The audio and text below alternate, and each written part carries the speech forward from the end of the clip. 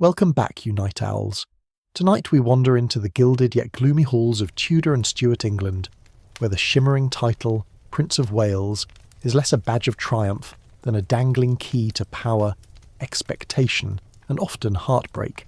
Imagine yourself standing in a stone-walled chamber, the tapestries rippling in a draught that smells faintly of candle wax and damp wool. Outside, rain splashes against the windows of palaces, and somewhere in the countryside a rider gallops with news that could alter the course of kingdoms. You might feel cosy now, tucked under a blanket, but if you were born into that world, with its plagues, dynastic squabbles and courtly intrigue, you probably wouldn't survive long enough even to see your 30th birthday. So perhaps you're safer here, listening in the dark. So before you get comfortable, take a moment to like the video and subscribe, but only if you genuinely enjoy what I do here. And if you're watching from somewhere unusual, maybe a midnight cafe in Seoul or a storm-shaken house in rural Wales, drop your location and local time in the comments. It's always fun to see where this little bedtime journey reaches. Now, dim the lights. Maybe turn on a fan for that soft background hum, and let's ease into tonight's journey together. You find yourself in the year 1485, standing on the edge of a battlefield still warm with the smoke of cannon fire and the iron tang of blood. Henry Tudor has just claimed victory at Bosworth, snatching the crown from the battered corpse of Richard III. The Wars of the Roses, those endless feuds between red and white roses, Lancaster and York, have officially ended, or so everyone hopes. Out of this chaos rises a new dynasty, the Tudors, and with them a renewed emphasis on an old title, the Prince of Wales. The idea of naming the heir Prince of Wales had begun 2 centuries earlier, when Edward I, nicknamed Longshanks, though not to his face unless you wanted trouble, defeated the last native Welsh princes. To bind Wales into his kingdom, he declared his newborn son the first English Prince of Wales, a symbolic reminder that Welsh independence was finished. By the late 15th century, the title had become a dynastic keystone. Whoever bore it was meant to be king in waiting. But as you lean closer, candlelight flickering across your imagination, you notice how precarious this honour is. To be Prince of Wales is to be adored, feared and, more often than not, exhausted by the pressure.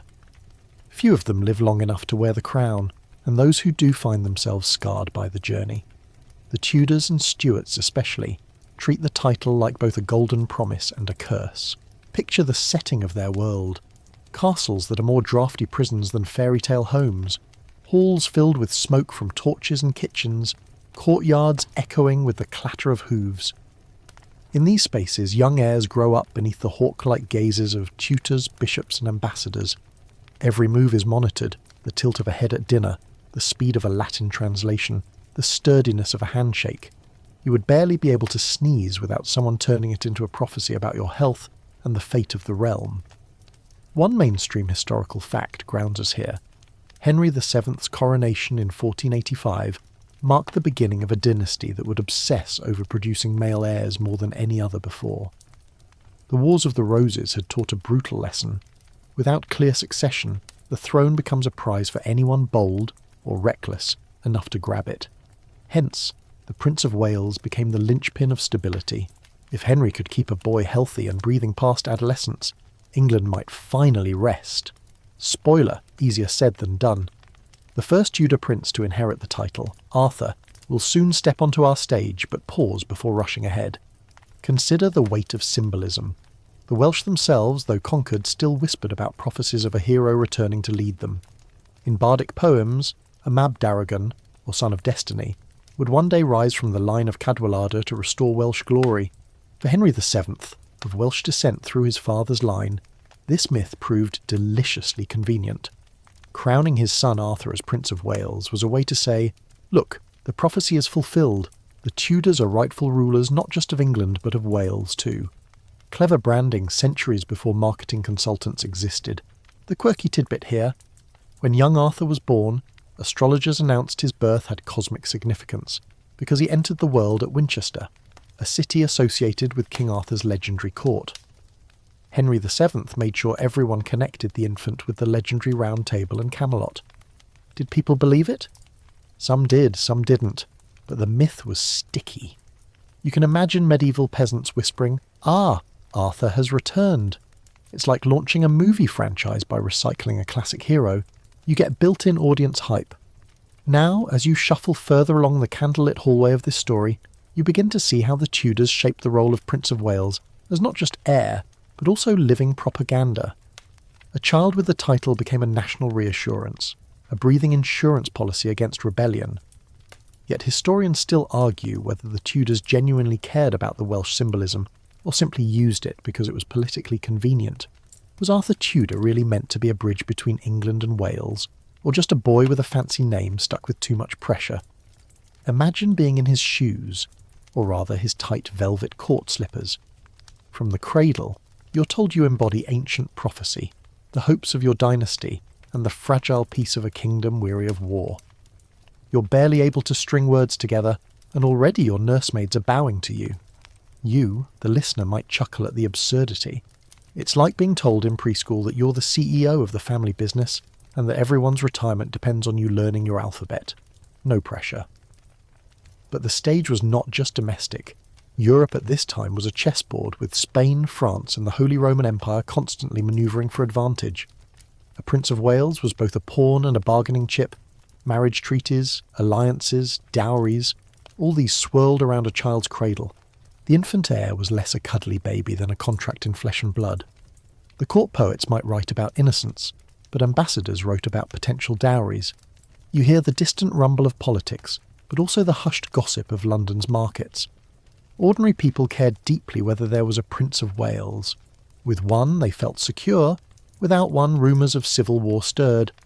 After all, only a few decades earlier, the entire country had been torn apart by rival claims.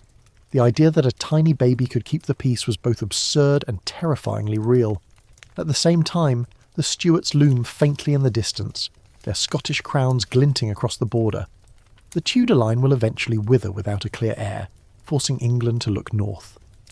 But for now, in these first Tudor years, the spotlight is firmly on Arthur, then Henry, then the fragile sons of a larger-than-life monarch. Each Prince of Wales reflects both the hope and the anxiety of his age. Let's pause for a moment, though, and soak in the sensory world of a Tudor childhood. You can almost hear the rustle of fur-lined gowns and the scratch of quills across parchment as tutors drill Latin grammar. The boy is taught to ride, to hunt, to dance in elaborate court masks. Meals are theatrical affairs, roasted peacocks redressed in their feathers, marchpanes shaped into castles, goblets brimming with spiced wine. To a modern child, it might look like a bizarre Renaissance theme park, but for a Prince of Wales, it's the training ground for kingship. You're expected to be both warrior and philosopher, athlete and theologian. Good luck excelling at all of it. Joke number 2 creeps in. You could say the Prince of Wales was basically the original overachiever, forced into more extracurriculars than a modern kid prepping for Ivy League applications. Jousting tournament at 9, diplomacy class at 10, theological debates by 12. By comparison, your piano recital feels merciful, and yet, beneath the spectacle, shadows linger. The mortality rate for children, even royal ones, was brutal. Illness swept through palaces as easily as through hovels. A fever could erase a decade of dynastic planning. That explains the paranoia, why every sneeze was noted, every cough analysed. Even the healthiest heir lived under the sword of Damocles. The title itself carried its own paradox. To be Prince of Wales was to be celebrated and invisible at once. The king reigned, the prince waited. You lived in the shadow, constantly prepared yet never in control. It was like being the understudy in the most important play on earth. Every rehearsal was life or death, but the chance to step on stage might never come. Some princes, like Arthur, would never ascend. Others, like Charles Stuart, would inherit, but under circumstances that tore the realm apart. Historians still debate another question here. Did the title truly matter in shaping the personality of those who bore it? Or was it the broader court culture that did the moulding? Was Prince Arthur more solemn because he was Prince of Wales, or because his father's court demanded seriousness? Was Charles Stuart shy because he grew under the title's weight, or because he simply had that temperament from birth? The arguments rage in academic halls, often over coffee that's probably stronger than the ale Tudor scholars gulped. As you drift further into this tale, keep that image of the stage in mind. Flickering torches, velvet curtains, and heirs paraded before audiences like fragile idols. The play is only beginning, and you're seated in the front row. The Prince of Wales will change faces, accents and fates across the next 2 centuries, but the role remains eerily the same, symbol of continuity, embodiment of fragile hope, and occasional cautionary tale. And so, the curtain rises on Arthur Tudor, the boy meant to embody Camelot reborn. His story will unfold in the next breath of this narrative, where promise and fragility walk hand in hand. But before we step through that doorway, linger in this moment. The new Tudor dynasty has planted its roots. The title of Prince of Wales glows again in gold letters on parchments and banners, and the kingdom waits, half in hope, half in dread, for what these princes will become. You step softly into the chill corridors of Winchester in the year 1486, where the walls still echo with the hammering of masons finishing repairs after decades of turbulence. Torches flicker, tapestries sway, and a hush spreads through the gathered courtiers. A new baby lies in a cradle carved of oak, swaddled in silks more expensive than most families will ever touch. He is Arthur Tudor, firstborn son of King Henry VII and Queen Elizabeth of York, and with his tiny cries begins one of the most poignant what-if stories in English history. Arthur arrives less than a year after his father won Bosworth Field, uniting the Red Rose of Lancaster and the White Rose of York in his marriage to Elizabeth. To the weary realm, still haunted by decades of bloodshed, the boy is a living peace treaty. His very name is no accident. Henry VII deliberately chose Arthur to evoke the legendary King of Camelot, signalling that the Golden Age of Britain was being reborn. Imagine the thrill it gave the Tudor propagandists. Songs, sermons and murals could all spin a single child into a symbol of national renewal. From the moment Arthur breathes, his life ceases to be his own. He's not merely a baby, but an embodiment of destiny, the Prince of Wales who will one day inherit the crown. You can almost picture the astrologers hunched over their charts, murmuring that the stars foretold greatness. The Welsh bards, still humming with prophecies of a saviour prince, whisper that the Tudor heir fulfills their dreams. If you were a commoner, trudging home with a basket of eels from the Thames market, you might even convince yourself that stability at last had come to England. Yet behind the celebrations lingers the old reality. Being heir in this era is more dangerous than being an ordinary peasant. For a prince, every fever is a political crisis. Each stumble, each paleness of cheek, is reported back to the anxious king. And the Tudors, for all their cleverness, cannot banish plague, measles, or the sheer fragility of childhood in the 15th century. As Arthur grows, he becomes the golden boy of his father's designs. Henry VII, cautious and calculating, shapes him into a carefully managed heir. At Ludlow Castle, far from the temptations and chaos of London, Arthur is raised in a quasi-court of his own, a miniature kingdom where he learns to be king in training. You follow him through the frost-coated courtyards of Ludlow, his breath steaming as he rides horses with his tutors. He is taught Latin, theology, music, hunting, and the fine art of diplomacy. You can almost hear the scratch of quills on parchment as scholars drill him on the works of Aristotle. One mainstream fact stands out. Arthur's education was unusually thorough, even by royal standards. His household at Ludlow included some of the most eminent scholars of the day, such as John Reed and Bernard André. This wasn't just schooling, it was grooming a living emblem of Tudor legitimacy. He was expected to embody piety, intellect and martial strength all at once. No pressure, right? Here's where the quirky tidbit comes in. Arthur's frailty was so noticeable that courtiers often remarked on his delicate appearance. Tall and thin, with pale skin, he looked more suited for a monastery than a battlefield. Some whispered that he resembled a scholar rather than a warrior, and even in his teens he appeared older than his years, as though life had pressed him into a prematurely grave mould. Historians today still argue whether Arthur's health was compromised from birth, or whether the cold draughts of Ludlow simply drained his vitality. Was he truly fragile, or was it all perception heightened by the court's paranoia? The debate simmers like an unanswered riddle. By the age of 11, Arthur is already a figure in European politics. Henry VII, ever the cautious chess master, arranges a glittering match for him. Marriage to Catherine of Aragon, daughter of Ferdinand and Isabella, the Catholic monarchs of Spain. Imagine the ceremony of betrothal, the exchange of documents, the promises made in ink and wax seals, the wine-soaked banquets. This union is not merely about romance, it is about tying England to the rising powerhouse of Spain.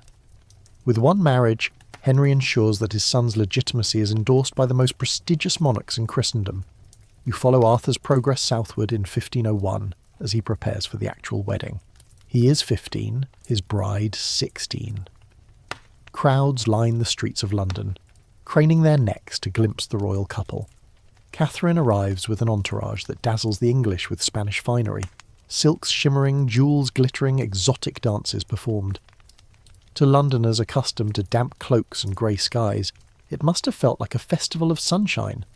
The wedding itself, held at St. Paul's Cathedral, is one of the grandest spectacles of Henry VII's reign. Trumpets blare, incense curls through the air, and Arthur, thin but determined, recites his vows in front of nobles, clergy and foreign ambassadors. For a brief moment the kingdom dares to believe that peace is secure. The heir is married, the dynasty anchored, and the Tudors firmly planted. But here's where the uneasy whisper of fate intrudes. After the wedding, Arthur and Catherine travel to Ludlow to establish their household. The young couple, barely teenagers, are left to grow into their roles in the damp, draughty marches. You can almost feel the chill stone underfoot as they walk the castle halls. The bedchamber is prepared with tapestries and heavy bedding, but no warmth can chase away the cold Welsh winds. Within months, Arthur falls gravely ill. Was it consumption, the sweating sickness, or some other infection? Accounts differ, but the result is grimly certain. In April 1502, Arthur dies at just 15 years old. Imagine the shock rippling through England. The boy who was Camelot reborn, the living peace treaty, the carefully groomed heir, gone. Catherine, his widow, is left in limbo. Her marriage a political question mark. Henry VII is plunged into anxiety, forced to shift his hopes onto his second son, the boisterous young Henry, Duke of York. And now one of history's most famous debates emerges. Did Arthur and Catherine consummate their marriage? Catherine would later swear under oath that they had not, a claim crucial to the annulment case that would let Henry VIII, her brother-in-law, divorce her decades later. Historians still argue about it endlessly. Was Catherine truthful, preserving her honour and her soul? Or was she bending reality under the crushing weight of political survival? The chamber at Ludlow becomes a phantom courtroom echoing down centuries. You, standing there as a quiet observer, might notice the irony. The entire fate of England's religion, Henry VIII's break with Rome, the birth of Anglicanism, centuries of conflict, hinges on what may or may not have happened between two awkward teenagers in a cold Welsh castle. Imagine explaining that to Arthur himself. Sorry, lad, your wedding night will someday spark a reformation that tears Christendom apart. He would probably cough politely and ask to go back to his studies. Let's not forget Catherine in this story. The Spanish princess, now a widow at 16, finds herself stranded in a foreign land, her dowry contested, her future uncertain. She writes letters filled with homesickness, her once glorious prospects reduced to a political bargaining chip. And yet, through her resilience, she survives, eventually marrying Henry VIII and becoming Queen of England. Without Arthur's death, Catherine would never have worn the English crown. For Henry VII, the loss is devastating. His carefully constructed dream, Arthur as Camelot reborn, crumbles overnight. His paranoia deepens, his grip on the treasury tightens, and his hopes shift uneasily onto the shoulders of his second son. That son, Henry, is everything Arthur was not. Robust, athletic, impulsive, bursting with energy. The contrast could not be sharper, and the destiny of the Tudor dynasty swerves dramatically. Still, Arthur leaves behind a haunting legacy. He is the prince who never reigned, the golden boy overshadowed by what might have been.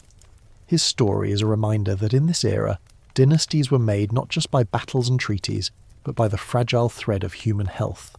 One cough, one fever, one chill in a draughty castle could reroute the entire history of nations. And here's your third joke for the night.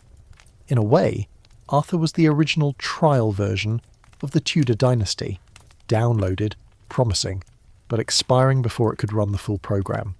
His younger brother Henry would become the full subscription, complete with every add-on you didn't ask for, from 6 marriages to dissolving monasteries. When you leave Ludlow Castle in your imagination, the wind still moans through its empty chambers. The ghost of Arthur seems to linger, a pale boy prince who bore the burden of a name too legendary, a destiny too heavy, and a body too fragile to sustain it. The stage is now cleared for his younger brother to rise, and with that rise the tale of the Princes of Wales will twist into something louder, brasher, and far more dangerous. You wander into Greenwich Palace in the spring of 1502, and the air inside is thick with anxiety. Courtiers pace, priests murmur prayers, and in the private chambers of Henry VII, the king stares into the middle distance, as though his very thoughts could ward off calamity. Only days earlier, his eldest son Arthur, Prince of Wales, had been lowered into the ground at Worcester Cathedral, and with him sank the careful plans Henry had built since Bosworth. Now all eyes turned to Arthur's younger brother, the boy who had been born for the second rank, the safety net. His name is Henry, Duke of York. This is the moment where the spare becomes the heir. You can almost hear the creak of Destiny's door swinging open. At just 10 years old, Henry suddenly shoulders the expectations of a dynasty still fragile in its grip on power. Imagine being told at that age that your older brother's death means the fate of an entire kingdom is now on your shoulders. You'd probably still be figuring out your handwriting or complaining about school dinners. For Henry Tudor, it meant a new title, Prince of Wales, and a life reordered overnight. Henry VII, meticulous and suspicious, has always treated his second son differently from Arthur. Where Arthur was kept at Ludlow under constant watch, Henry was raised in the bustling court closer to his mother Elizabeth of York. The boy was bright, boisterous, and indulged. He was not expected to carry the burden of a crown, and so he absorbed a different kind of upbringing. More freedom, more laughter, more music. You find him in those early years dancing in the palace gardens, practicing archery with other boys, and delighting in wrestling bouts where he throws himself into the dirt with abandon. He learns Latin and theology, of course, every Tudor prince must, but his heart beats for the thrill of sport, for music, for anything vigorous. He has the flush of health that Arthur lacked, red-haired, broad-shouldered, with the kind of robust energy that reassures everyone that this boy will survive. One mainstream historical fact is worth savouring. Henry was never intended for kingship. In fact, he was originally steered toward a church career. He was given minor orders and could easily have become a cardinal or archbishop, a role common for younger sons of royalty. This makes his eventual rise all the more startling. The death of Arthur rerouted not only his own life but the trajectory of England itself. A quirky tidbit. Henry, even as a child, adored showing off. When ambassadors visited, he performed elaborate pageants and declamations, reciting Latin speeches far beyond his years. Chroniclers note that he loved to dazzle and be applauded.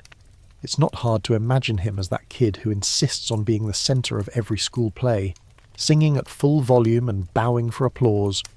That appetite for display would never leave him, and as king it would grow into the grand theatricality of his court. Historians still argue whether Henry's early freedom, compared to Arthur's cloistered discipline, shaped his later flamboyance and recklessness. Did the lack of early pressure make him bolder? Or did it instill in him an unchecked sense of entitlement, since he'd been allowed to indulge his whims without the constant reminder of responsibility Arthur endured? The debate lingers like a drumbeat beneath his story. Picture yourself walking into the Great Hall at Richmond Palace, where young Henry now rehearses his new role as heir. The hall is lined with tapestries depicting legendary kings, their woven faces watching him like stern ancestors. He strides beneath their gaze, perhaps still uneasy, perhaps already savouring the change. The court is watching closely, whispering that fortune has smiled on this second son. Some see destiny, others see risk. As Prince of Wales, Henry is surrounded by tutors drilling him in statecraft. He absorbs theology with relish, quoting scripture to impress visiting clerics. He learns the protocols of court, mastering the art of bowing at precisely the right angle, the cadence of formal speeches. But even amid these lessons, he longs for the hunt, the tilt yard, the music chamber. His personality glitters, vivacious, intelligent, endlessly restless. Compared to Arthur, he is a burst of fire after a flickering candle. And here's your first joke in this chapter. Imagine the difference between Arthur and Henry, as if they were siblings in a modern family. Arthur is the honour student with perfect grades, polite, reserved, a little frail. Henry is the kid who plays 3 sports, drums in a garage band, and insists on organising the family holiday talent show. Guess which one ends up running the household? Exactly. Henry VII knows that his son's charisma is both asset and danger. The king, who hoards gold like a miserly dragon, keeps tight control over his heir. Henry is rarely allowed to leave the court, and though he brims with energy, he's always tethered by his father's watchful eye. The elder Henry has learned too well from decades of instability that a wayward prince can become a lightning rod for rebellion. Thus, while Arthur had Ludlow as his kingdom in miniature, Henry's world is carefully fenced by palace walls. Then comes Catherine of Aragon, Arthur's widow. For the young Henry, she is both a puzzle and a destiny waiting in the wings. Henry VII hesitates. Should Catherine remain in England, her dowry unfinished, or be returned to Spain? After months of political wrangling, it is agreed she will stay, with the possibility of marriage to Henry when he comes of age. Imagine being 11 years old and hearing whispers that your future wife is already living in the same palace, a widow of your late brother. That's the kind of awkward dinner table dynamic you don't forget. For Henry, though, the betrothal is more abstract than personal. He continues to grow into his role as Prince of Wales, dazzling at court pageants, showing off in tournaments and composing music. He's a Renaissance prince in every sense, fluent in languages, adept with weapons, charming in conversation. The courtiers love him, the ambassadors praise him, and the people see in him a promise of stability. One detail worth imagining: Henry at 13, striding into the tilt yard clad in shining armour, determined to prove himself. His lance crashes against the target, splintering with force, and the crowd roars approval. He bows dramatically, soaking in the applause. For the moment, he is not just heir but hero. The transformation from spare to Prince of Wales feels almost seamless, though beneath it all lies the reminder of Arthur's ghost. Historians still debate how much Arthur's death truly affected Henry psychologically. Was he haunted by the shadow of his brother, feeling the constant comparison? Or did he simply seize the opportunity with gusto, never looking back?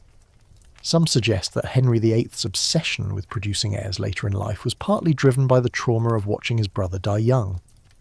Perhaps he feared his own line would vanish just as suddenly.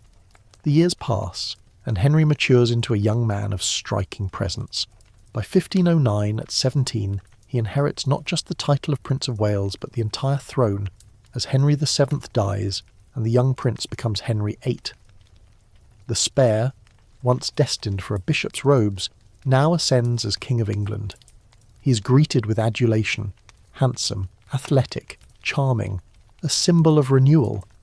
The kingdom breathes a sigh of relief, convinced a new golden age has begun. Yet pause here, before rushing to his reign. Reflect on the strange alchemy that made Henry king. Without Arthur's frailty, Henry might have lived quietly as a churchman, dabbling in theology, perhaps rising to cardinal. England might have remained tied firmly to Rome, its monarchy less flamboyant, its future less tumultuous. Instead, the spare-turned heir sets the stage for an era of 6 wives, a break with the papacy, and a transformation of English identity. And your second joke, it's as if fate looked at England and said, quiet stability or absolute chaos? Let's spice it up, and handed the crown to the brother with a flair for drama. Henry VIII will, of course, dominate the story of the Tudors, but in this moment, his transition from spare to Prince of Wales, we glimpse the turning point. A child indulged in freedom is suddenly thrust into destiny, and the entire course of England pivots with him. The story of the Princes of Wales is not just about heirs who reigned or died young. It's about the fragile, unpredictable thread of human life that can redirect the destiny of nations. As you walk out of Greenwich Palace, the Thames glinting in the sunlight, you hear the clang of armour and the laughter of courtiers. The boy who once wrestled in the dirt is now heir to a kingdom, his path forever altered by the death of a brother. And while the people cheer, a shadow lingers. Will this exuberant, fiery Prince of Wales bring the peace they crave, or unleash storms they cannot yet imagine? The answer lies just ahead, in the chapters of his reign, where queens come and go, sons are born and lost, and the role of the Prince of Wales becomes more precarious than ever. You find yourself in the Royal Chapel of Westminster, in the early years of the 16th century, the air rich with incense and the echoes of chant. Henry VIII, now king, and once the exuberant Prince of Wales, kneels in youthful vigour beside Catherine of Aragon, the Spanish princess once married to his late brother Arthur. They are newly wed, the golden couple of Europe, and the court radiates optimism. At last the Tudors seem secure. But as the candles flicker, shadows already lengthen across the kingdom's future. For Henry, the matter of heirs is not a polite curiosity, it is an existential obsession. The title of Prince of Wales has never been merely ceremonial. It is the guarantee that tomorrow has shape and order. Without a male heir, the Tudors risk slipping back into the chaos of civil war. And so, in these first years of Henry's reign, all eyes rest anxiously on Catherine's womb. Every swelling of her belly is a public event, every announcement of pregnancy a fanfare of hope. The court whispers in tense anticipation, will England get its next Prince of Wales? In 1511 it seems the answer is yes. Catherine gives birth to a boy christened Henry, Duke of Cornwall. Bells peal across London, bonfires blaze, and people pour ale into the streets in celebration. For a brief, intoxicating moment, the realm rejoices. The boy is hailed as the promised stability, the next in line to receive the title of Prince of Wales.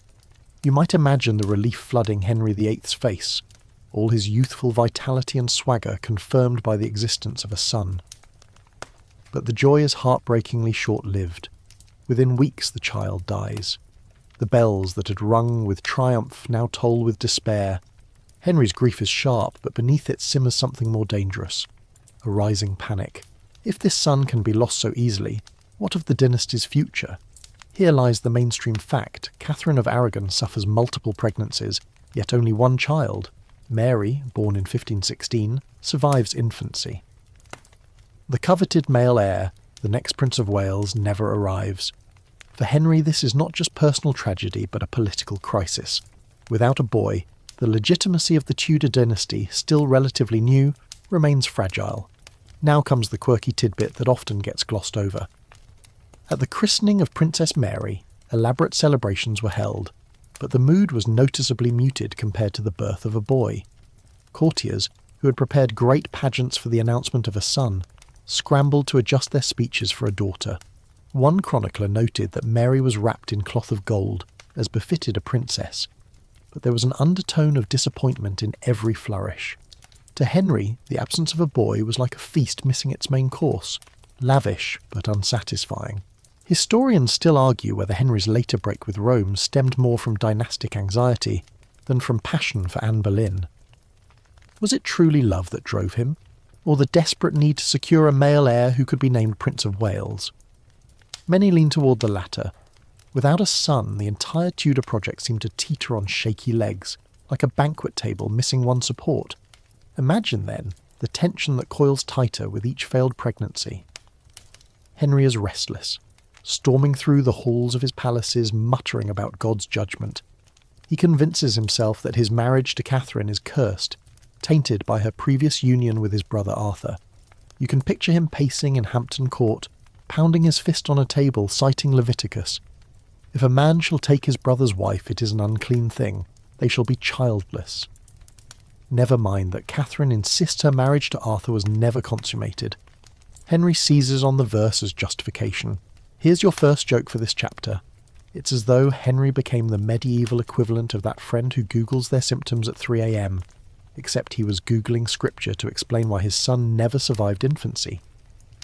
Instead of a WebMD rabbit hole, he landed on Leviticus. But scripture alone is not enough.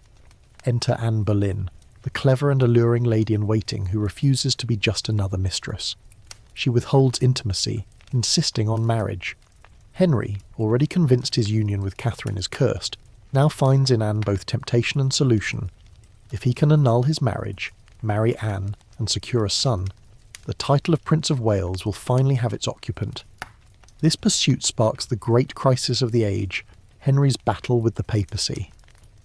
The Pope, pressured by Catherine's powerful relatives in Spain, refuses the annulment.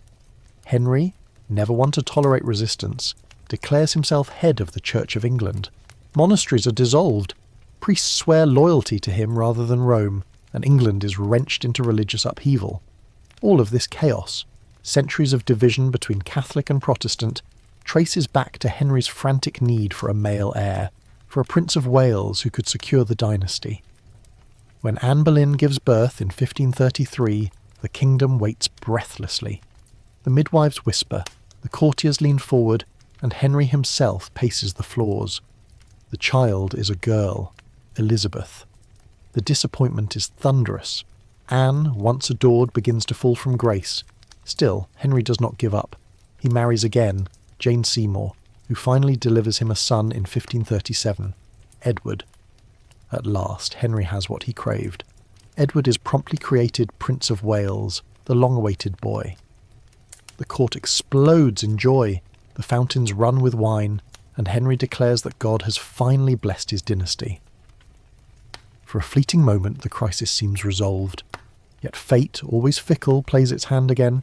Jane Seymour dies of complications soon after childbirth, leaving Henry devastated but clutching the son he had sought for decades. Edward, delicate and pale, becomes the centre of Henry's world. The title of Prince of Wales, once an empty promise, now rests on the shoulders of a boy whose health is as fragile as glass. And your second joke arrives here.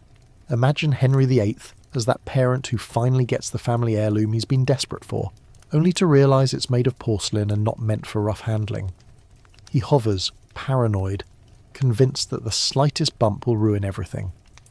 As Henry ages, his obsession with heirs bleeds into paranoia. He executes Anne Boleyn, discards Anne of Cleves, and even sends Catherine Howard, young enough to be his daughter, to the scaffold. Each wife is judged by one brutal metric. Can she give him a Prince of Wales? Only Jane succeeded, and even her triumph was fleeting, ending in her death. Historians still debate whether Henry's obsession with male heirs was uniquely Tudor, or a symptom of broader European anxiety. After all, other monarchies had female rulers without total collapse. Was Henry simply fixated, shaped by the trauma of his brother Arthur's death and the memory of civil war? Or was he genuinely convinced that only a male Prince of Wales could anchor England's stability? The argument echoes through academic halls, unresolved. Meanwhile, young Edward grows in the shadow of his father's paranoia. His health remains uncertain, his face pale, his frame slight. Henry dotes on him, parading him as the future of the dynasty. But the court knows the truth. This precious Prince of Wales may not live long enough to rule, and so the crisis never fully lifts. The Tudor dream of stability through a strong line of Princes of Wales remains elusive. Arthur died too soon. Henry himself was a second son thrust into destiny, and now Edward stands as a frail hope. One quirky image lingers from these years: Henry VIII, obese and gout-ridden in his later life, being wheeled through the halls of Whitehall Palace on a contraption like an early wheelchair, while courtiers bow and cheer his pale son. The contrast is grotesque. A once vigorous king bloated by age and disease, desperate to see his fragile heir survive. The spectacle borders on tragic comedy, and here's your third joke to lighten the mood. Think of Henry wheeling around the palace as the Renaissance version of that relative who insists on showing off their toddler's every accomplishment. Look, he sneezed. Surely he's destined for greatness, except the toddler happens to be the entire kingdom's last hope for stability. By the time Henry dies in 1547, Edward stands poised as the Prince of Wales, who will become Edward VI. Yet the kingdom is still haunted by uncertainty. The dream of a secure line of princes has been battered by stillbirths, deaths, and anxieties. The title of Prince of Wales, meant to symbolise continuity, has instead become a reminder of fragility. As you step away from Whitehall Palace in your imagination, the Thames reflecting the last light of a winter sunset, you carry with you the uneasy knowledge that even at the height of Tudor power, the dynasty's future rested on the thinnest of threads. The Prince of Wales was less a promise of stability than a symbol of the crises queens and kings endured to produce him. You step into Hampton Court Palace in the winter of 1537. The corridors echo not with celebration, but with muffled grief. Jane Seymour, beloved third wife of Henry VIII, has just died of complications following childbirth. Yet in the cradle nearby lies the tiny boy who is suddenly the centre of the universe.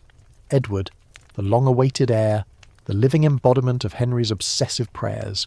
He is proclaimed Duke of Cornwall at once, and before long he will be styled Prince of Wales. For the Tudors, this is salvation in swaddling clothes. You lean over the cradle in your imagination, the flickering light of a dozen candles illuminating the infant's face. His eyes are barely open, his breaths delicate. To most, he looks like any other baby, fragile and new. To Henry VIII, however, he is England's destiny. For the first time since taking the throne, Henry has a legitimate male heir. The court erupts in relief, the bells of London peal, and across the kingdom alehouses fill with cheers. Even the dour chroniclers note that bonfires lit the night skies, as though the heavens themselves had bent down to bless the Tudors. From the very start, Edward's life is unlike that of other children. As the Prince of Wales, every sneeze is recorded, every restless night logged. His nursemaids whisper about his appetite, his tutors speculate about his mind, and courtiers bow reverently even as he lies in his cradle. Henry orders elaborate christening ceremonies where the baby is paraded in cloth of gold, carried in processions that symbolise the triumph of the dynasty. Ordinary Londoners crowd outside the palace gates, hoping for a glimpse, as if seeing the infant might reassure them that England's future is safe. But as you know, the Tudors never had the luxury of stability. Edward is frail, much like his uncle Arthur had been. He survives infancy, but he does so with a delicacy that unnerves everyone around him. His body seems slight, his constitution vulnerable. Even as he grows, the shadow of illness hangs heavy. Still, his education proceeds at a relentless pace. Here is the mainstream historical fact. Edward VI was one of the best educated princes England had ever produced. His tutors included humanists and reformers who exposed him to Latin, Greek, philosophy and theology. By the time he was 10, he could compose letters in flawless Latin, debate scriptural matters with seasoned clerics, and write in a clear, concise hand. He was groomed not only as a monarch but as a Protestant champion, destined to lead the religious transformation Henry had unleashed. Picture him at the age of 8, seated at a desk piled high with books. A shaft of light falls through the mullioned windows, catching the boy's pale face as he bends over a page, quill scratching diligently. His tutor John Chick stands nearby, murmuring corrections, while another tutor, Roger Ascham, prepares to drill him on Greek. The boy listens intently, nodding, his brow furrowed with concentration. Unlike his father, who adored hunting and feasting, Edward is happiest in the quiet of study. And here's your quirky tidbit. Edward kept a diary from the age of 11, a plain, unemotional record of events. He notes political developments, deaths, and battles with all the warmth of a weather report. For example, when his father Henry VIII died in 1547, Edward coolly recorded, "The king died." No embellishment, no grief, no poetic lament. Historians puzzle over this. Was it a sign of stoicism, a child trained to suppress emotion, or simply the clinical mindset of a boy shaped more by books than by play? It is both eerie and fascinating to read the thoughts of a child prince so stripped of childhood softness. Historians still argue whether Edward's fragile health was the inevitable outcome of Tudor inbreeding, childhood illness, or the sheer stress of being an heir. Was he born weak, or was he weakened by the pressures of expectation, the cold draughts of palaces, and the heavy diets imposed by courtly norms? No consensus exists, and the debate keeps medical historians busy even today. Despite his health, Edward plays his role with precision. At coronations and ceremonies, he appears in miniature armour, solemn and grave, a boy rehearsing kingship. You can almost see him, pale hands gripping the hilt of a ceremonial sword too large for his frame, nodding gravely as bishops bless him. For the courtiers, this boy is both awe-inspiring and terrifying. He is brilliant, yes, but his fragility is a constant reminder that England's fate hangs by a thread. When Henry VIII dies in January 1547, Edward becomes king at the age of 9. His proclamation is a mixture of triumph and unease. Trumpets sound, heralds cry, but everyone knows a 9-year-old cannot truly rule. Instead, regents step forward. First his maternal uncle Edward Seymour, Duke of Somerset, and later John Dudley, Duke of Northumberland. These men wield power in his name, but always with Edward's title as Prince of Wales fresh in memory, a reminder that he is more symbol than sovereign in his early years. As king, Edward continues to live the life of a child prince, sheltered, watched, tutored endlessly. Yet his keen intelligence shines. He pens notes on the progress of the Reformation, orders the introduction of the Book of Common Prayer, and debates doctrine with confidence. To his advisers, He is not merely a figurehead, but a genuine participant in the remaking of England's church. This makes him remarkable, a boy king who acts with the intellect of a seasoned scholar. Here's your first joke for this chapter. You might say, Edward was the only Tudor kid who actually did all his homework, and then assigned homework to the entire kingdom by changing their prayer books. Still, the kingdom watches his health anxiously. He grows taller but never robust. His face is pale, his frame lean. Rumours spread that he coughs too often, that he tires easily, that the winter air chills him dangerously. Court physicians fuss over him, prescribing endless concoctions, herbal brews, warm compresses, even bleeding when they think it necessary. Every remedy feels like a desperate attempt to keep the dynasty alive. Despite his frailty, Edward asserts himself as a Protestant reformer. He pushes his council toward more radical measures, stripping churches of imagery, pressing for clerical marriage, and promoting English services. The boy writes sternly about idolatry and superstition, his pen as sharp as his father's sword once was. In his short reign, he achieves more in religious reform than Henry VIII ever dared. For Protestants, he is the shining boy king, the Prince of Wales who fulfilled his promise by becoming the young Josiah of England. Yet his reign is overshadowed by the looming question of succession. Edward's half-sisters, Mary and Elizabeth, stand as potential heirs, but both raise complications. Mary is Catholic, threatening to undo his reforms. Elizabeth, though Protestant, is still only a girl, and many fear the instability of another female succession. Edward, trained to think in dynastic terms, begins to sketch out his own plans even as his health declines. Here's the second joke. Edward was basically the Tudor equivalent of that kid who takes over the family group chat, sets all the rules, and then logs off forever, leaving chaos behind. By 1553, Edward is visibly dying. Tuberculosis gnaws at his lungs, leaving him weak and feverish. He is only 15. Yet even as he coughs blood, he writes documents about succession, attempting to bypass his sisters in favour of Lady Jane Grey, a Protestant cousin. His pen scratches out words that will plunge England into one of its most chaotic chapters. The Prince of Wales, who became king, now acts as a teenager, playing chess with dynasties, moving pieces with desperate logic. Historians still argue whether Edward acted independently in crafting the device for the succession, or whether he was manipulated by Northumberland. Was the boy king a precocious strategist or simply a pawn of ambitious men? The truth remains tangled, but the fact is clear. Edward's final act to stabilise the kingdom. In July 1553, Edward VI dies at Greenwich, aged only 15. The kingdom plunges into mourning, or, in some quarters, grim resignation. The golden boy of Protestant hopes, the learned Prince of Wales who briefly reigned, is gone. His death sparks the 9-day rule of Lady Jane Grey and the bloody return of Catholicism under Mary I. And your third joke. If life were a board game, Edward's reign was like getting all the best cards early, only to have the game flip over when someone sneezes on the table. As you leave Greenwich in your imagination, the summer air heavy with the scent of the Thames, you feel the fragility of it all. Edward, brilliant yet frail, showed how precarious the Tudor experiment remained.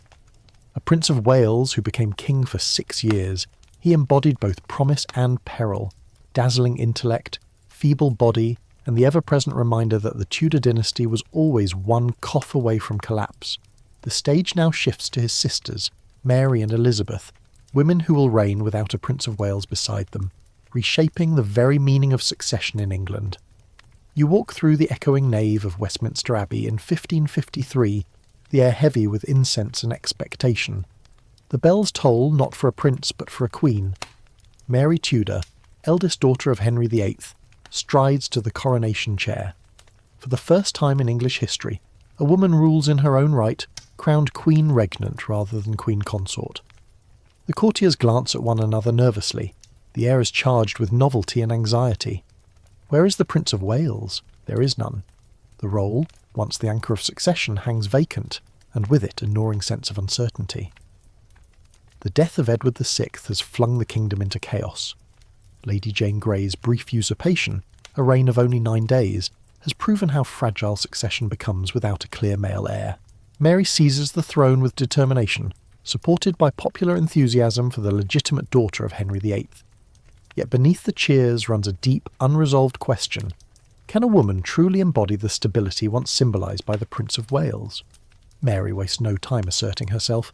Draped in crimson velvet, she takes her crown with solemn dignity, her face pale but resolute. She is no proxy for a missing heir. She is sovereign. But the people's relief is tinged with unease. For decades, the realm has tied its sense of security to the figure of the Prince of Wales. To have a queen without one feels like sailing without a compass. One mainstream historical fact is striking. Mary is 37 when she becomes queen, well past the typical childbearing years of the time. Still, she throws herself into marriage negotiations, desperate to produce a son who could be styled Prince of Wales. She weds Philip of Spain, son of the powerful Emperor Charles V. The union sparks riots in London, where xenophobic crowds fear England will be swallowed into Spain's empire. Yet Mary presses on, her eyes fixed on the same goal that haunted her father Henry VIII, a male heir. Here's your quirky tidbit. When Mary believed herself pregnant in 1554, the court prepared feverishly for the arrival of a prince. Tailors stitched tiny garments, rockers prepared cradles, and proclamations were drafted announcing the creation of a new Prince of Wales.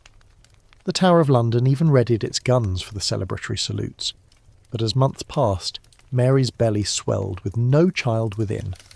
What she experienced was likely pseudocyesis, a false pregnancy brought on by stress and hormonal imbalance. When her condition faded, so too did the hopes of a Tudor boy to carry the title. Historians still argue whether Mary's phantom pregnancies were the result of physical illness, psychological strain, or a desperate clinging to divine providence. Was she deluded or tragically betrayed by her body? The question lingers like a cruel jest in the pages of history. Mary never produces an heir. Instead, her reign becomes defined by her religious zeal. She seeks to restore England to Catholicism, burning Protestant dissenters in what posterity dubs the Marian persecutions. To her, the absence of a Prince of Wales is not just a personal tragedy, but a divine rebuke. She dies in 1558, childless, her belly empty, her throne passing to her half-sister Elizabeth. Now picture Elizabeth I at her coronation. Radiant, flame-haired, a dazzling contrast to her sombre sister. She's only 25, young enough to embody hope, clever enough to navigate politics, and charismatic enough to win loyalty. Yet like Mary, she reigns without a Prince of Wales. She is queen in her own right, the Virgin Queen, and with her ascension the monarchy pivots away from dynastic continuity through sons toward a more theatrical symbolic power. Elizabeth never marries. Despite endless suitors parading from France, Spain and even Sweden, she resists. Her reasons are complex, personal, political, psychological, but the effect is clear. No child, no heir, no Prince of Wales.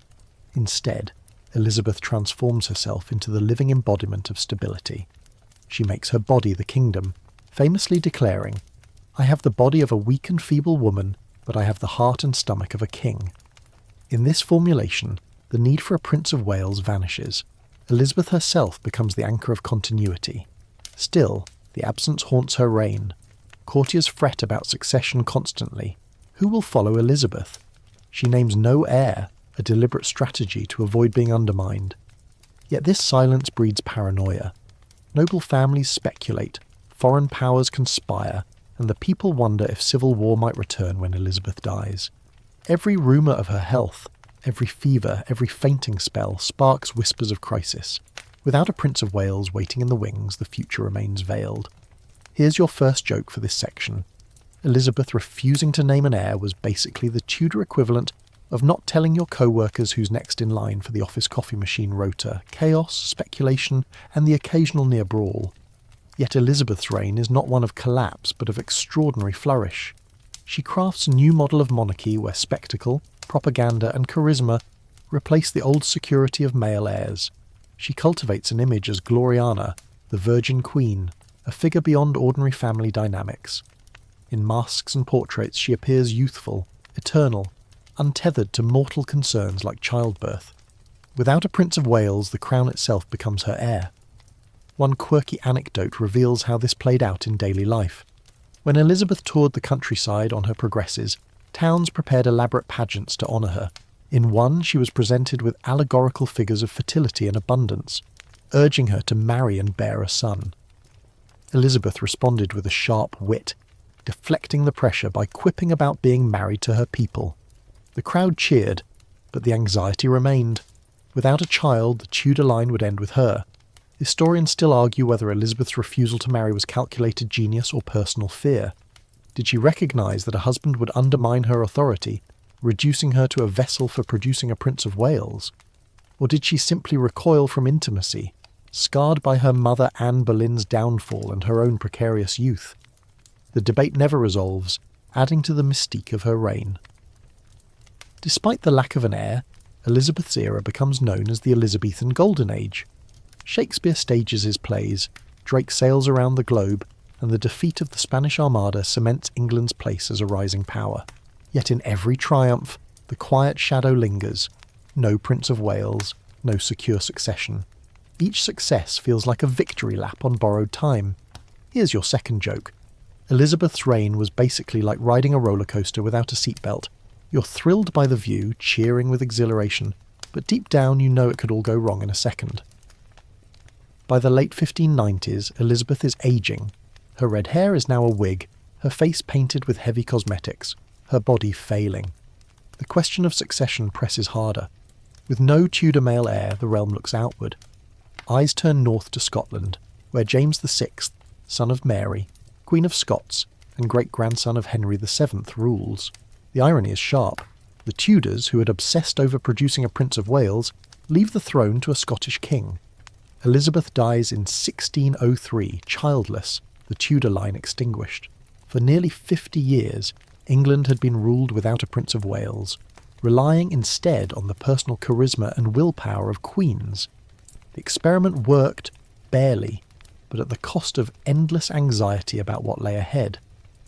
And your third joke? You could say Elizabeth was the monarch who played keep away with the title of Prince of Wales for nearly half a century, dangling it just out of reach until she took it with her to the grave. As you step out of the shadowy court of Elizabeth, the scene shifts. The Tudor dynasty has ended, but the story of the Prince of Wales is far from over. In fact, with the arrival of the Stuarts, the title is about to take on new lustre and tragedy. A boy in Scotland already bears the promise of union, a prince whose life will capture the hopes of two kingdoms at once. The stage is ready for the union of the crowns. You find yourself in Edinburgh in the late 1590s, standing beneath the brooding walls of Holyrood Palace, where the Scottish court bustles with a peculiar mix of austerity and intrigue. The air smells of peat smoke. The tapestries are less splendid than those in London, and yet here, in this northern kingdom, the fate of England's throne quietly takes shape. James VI of Scotland, son of the ill-fated Mary, Queen of Scots, presides over his court with cautious calculation.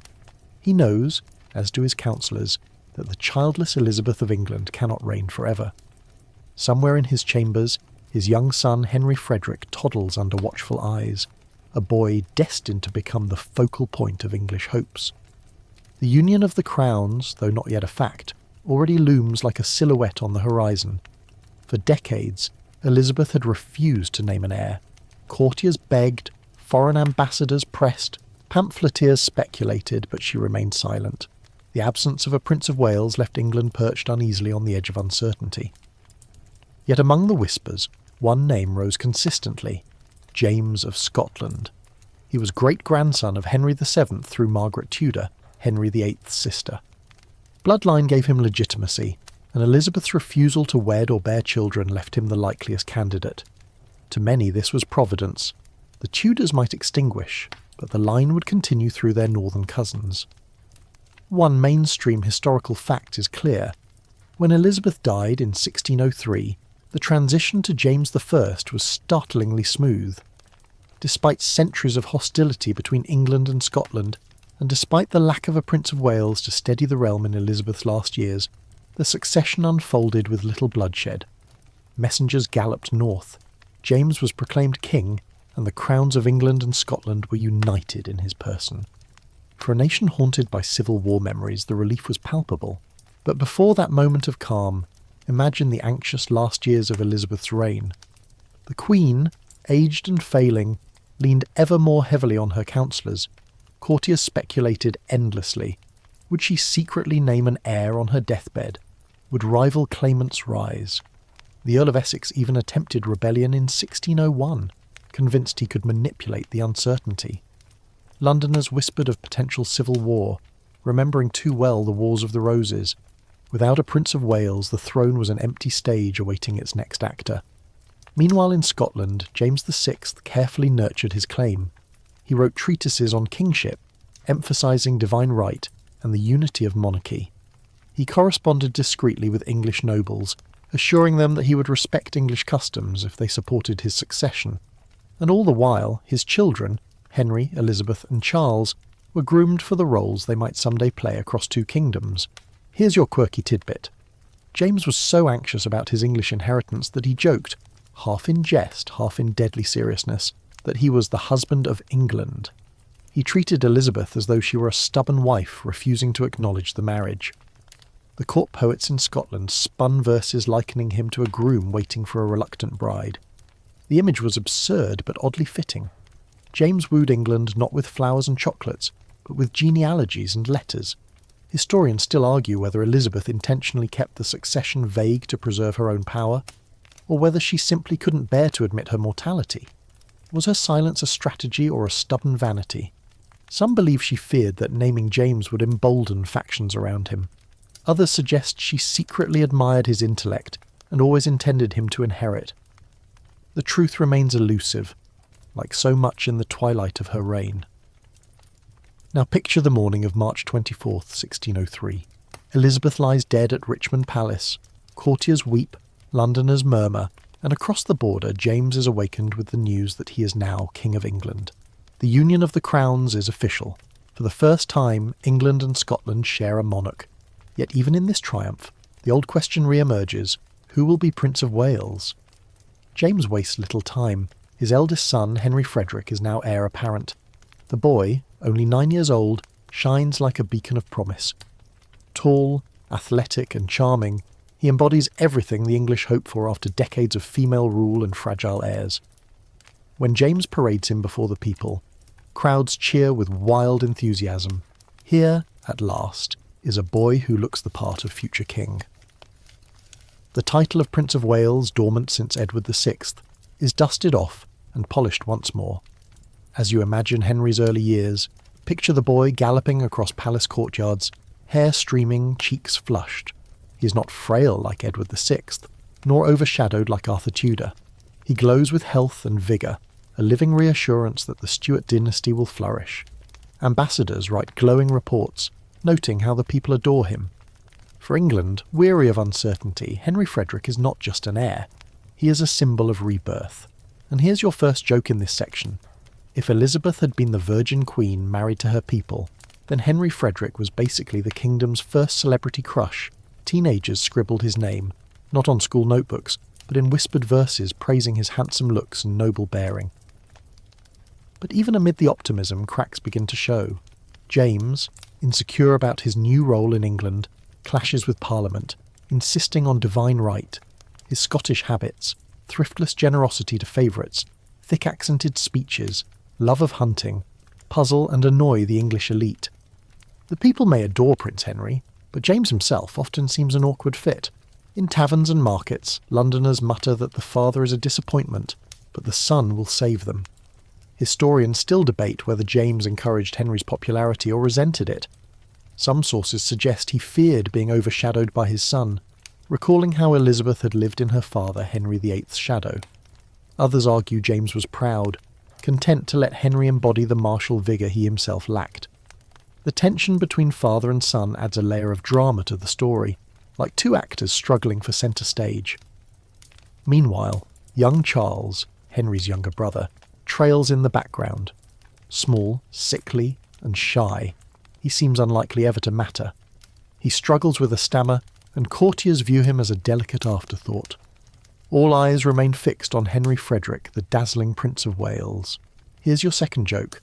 If the Stuart family were a rock band, Henry would be the charismatic frontman everyone adores, James the eccentric but unpopular manager, and Charles the awkward backup guitarist no one pays attention to, until suddenly, he's the one left running the show. The union of the crowns also brings cultural blending. Scots flood into English court circles, while English customs seep northward. Londoners grumble about hungry Scots taking offices, yet the idea of a united Britain slowly takes root. At the centre of this experiment stands the Prince of Wales, Henry Frederick, whose youth and vitality embody the dream of harmony. But even as the boy's star rises, shadows gather.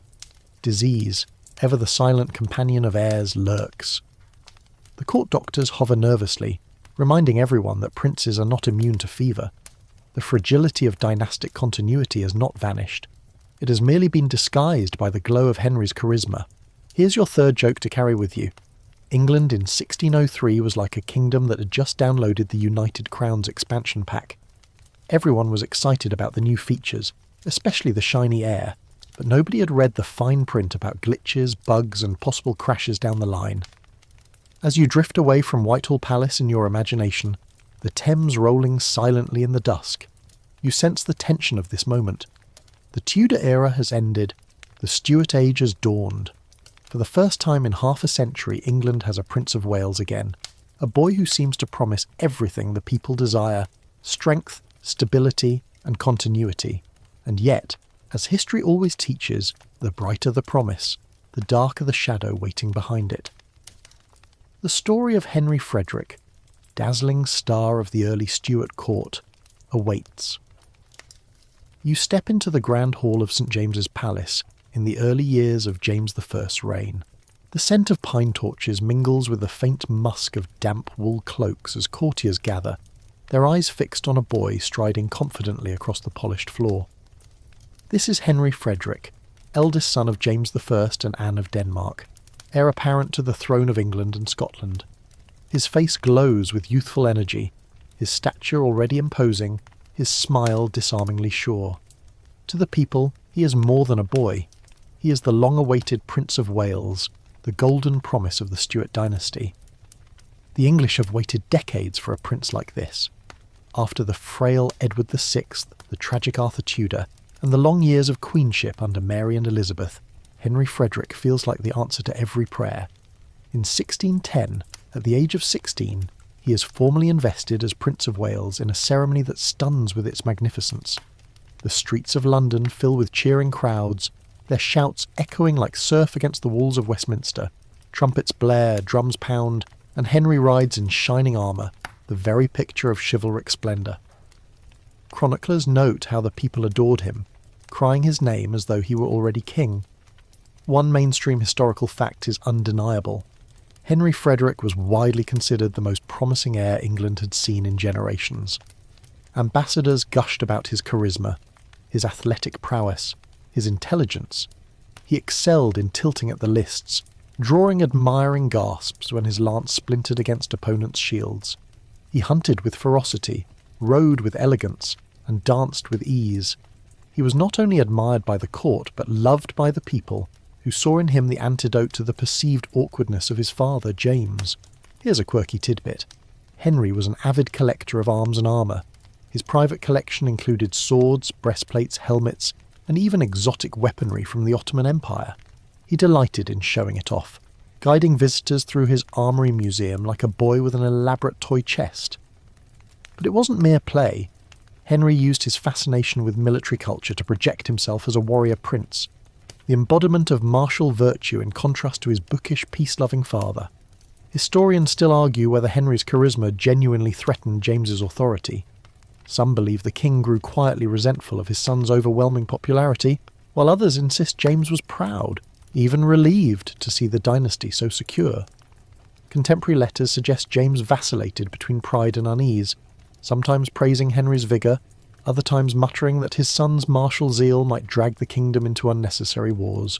As you stroll through the gardens of Richmond Palace in your imagination, you see Henry leading his companions in mock battles, his laughter ringing out as he charges across the lawns. He's not merely playing, he's rehearsing kingship. His tutors instruct him in theology and philosophy, but Henry's heart beats faster for the clash of steel and the trumpet of the hunt.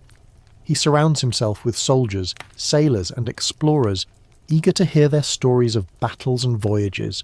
His chambers are cluttered with maps, compasses and models of ships. To him, England's future lies not in timid treaties, but in glory, conquest, and expansion. Here's your first joke for this section.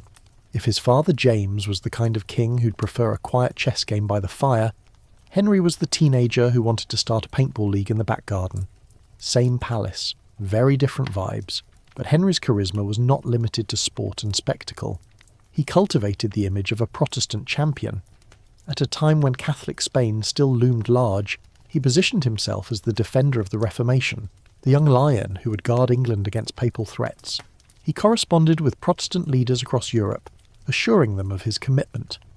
His supporters whispered that when Henry became king, he would abandon James's cautious diplomacy and lead England into a new age of militant Protestant greatness.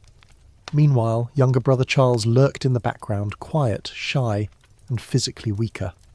Charles stammered and limped, often overshadowed by Henry's brilliance.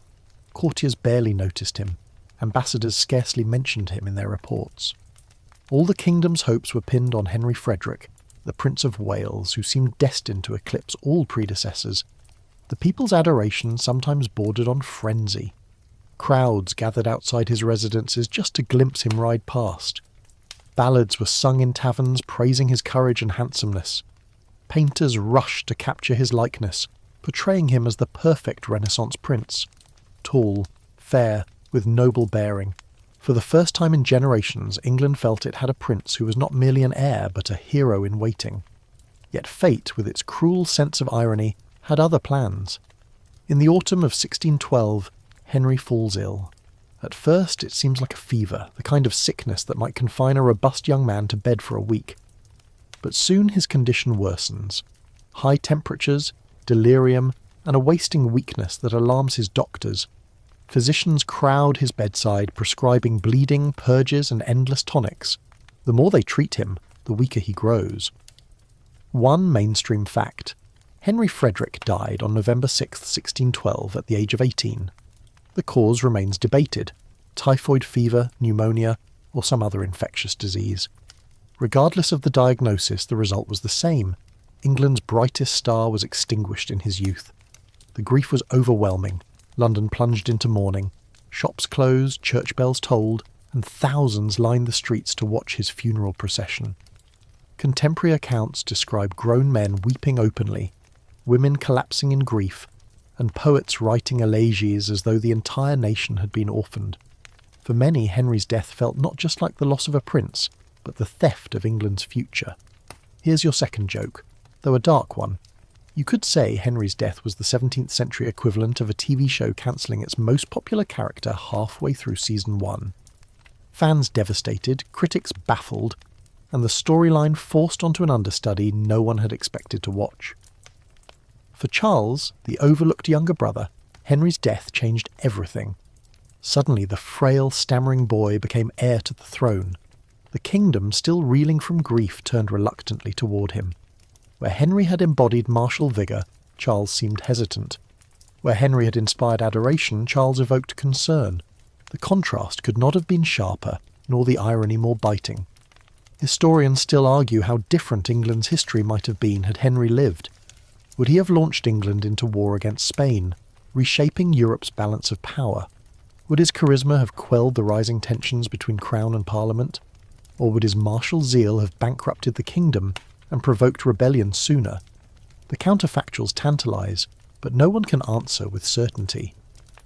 As you imagine walking through London after his funeral, the streets hushed, the air thick with smoke from funeral torches, you feel the despair of a nation robbed. Ballads once sung in joy now turn mournful. Merchants shake their heads, muttering that the golden age has died before it began. And here's your third joke. Henry Frederick's life is proof that history sometimes acts like the worst party host.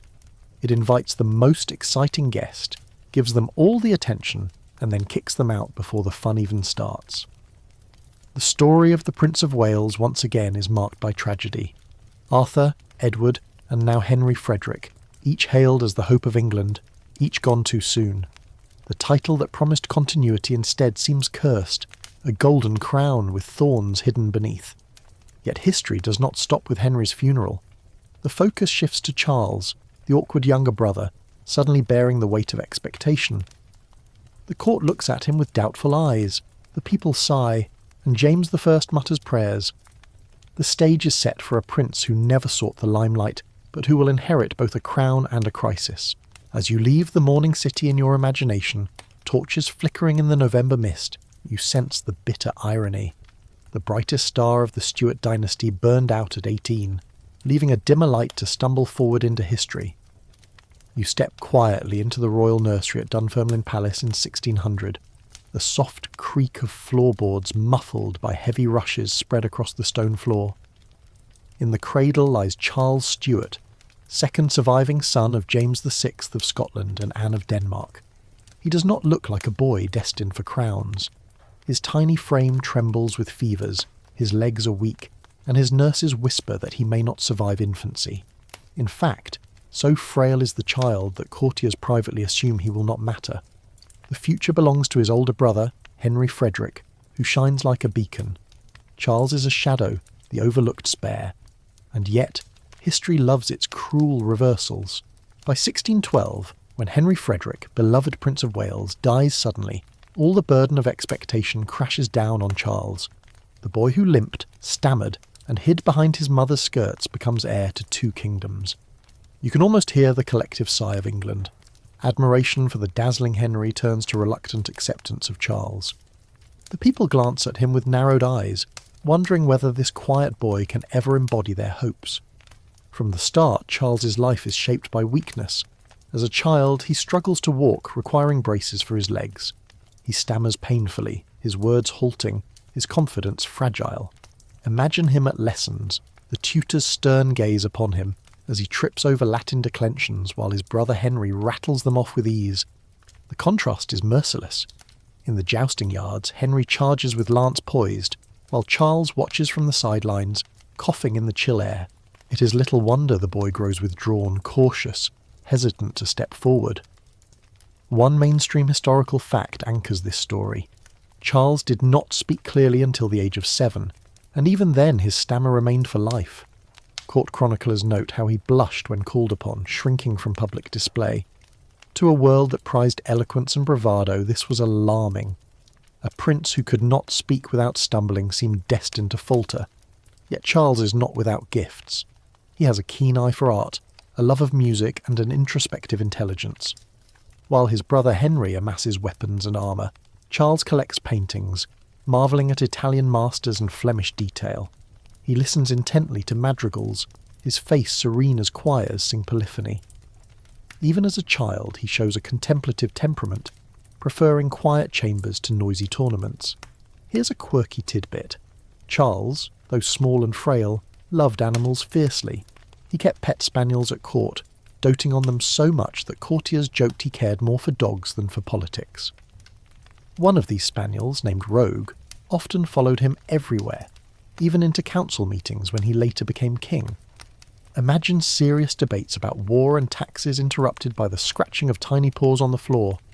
Historians still argue whether Charles's shy reserve was an innate personality trait, or a reaction to growing up in Henry Frederick's overwhelming shadow.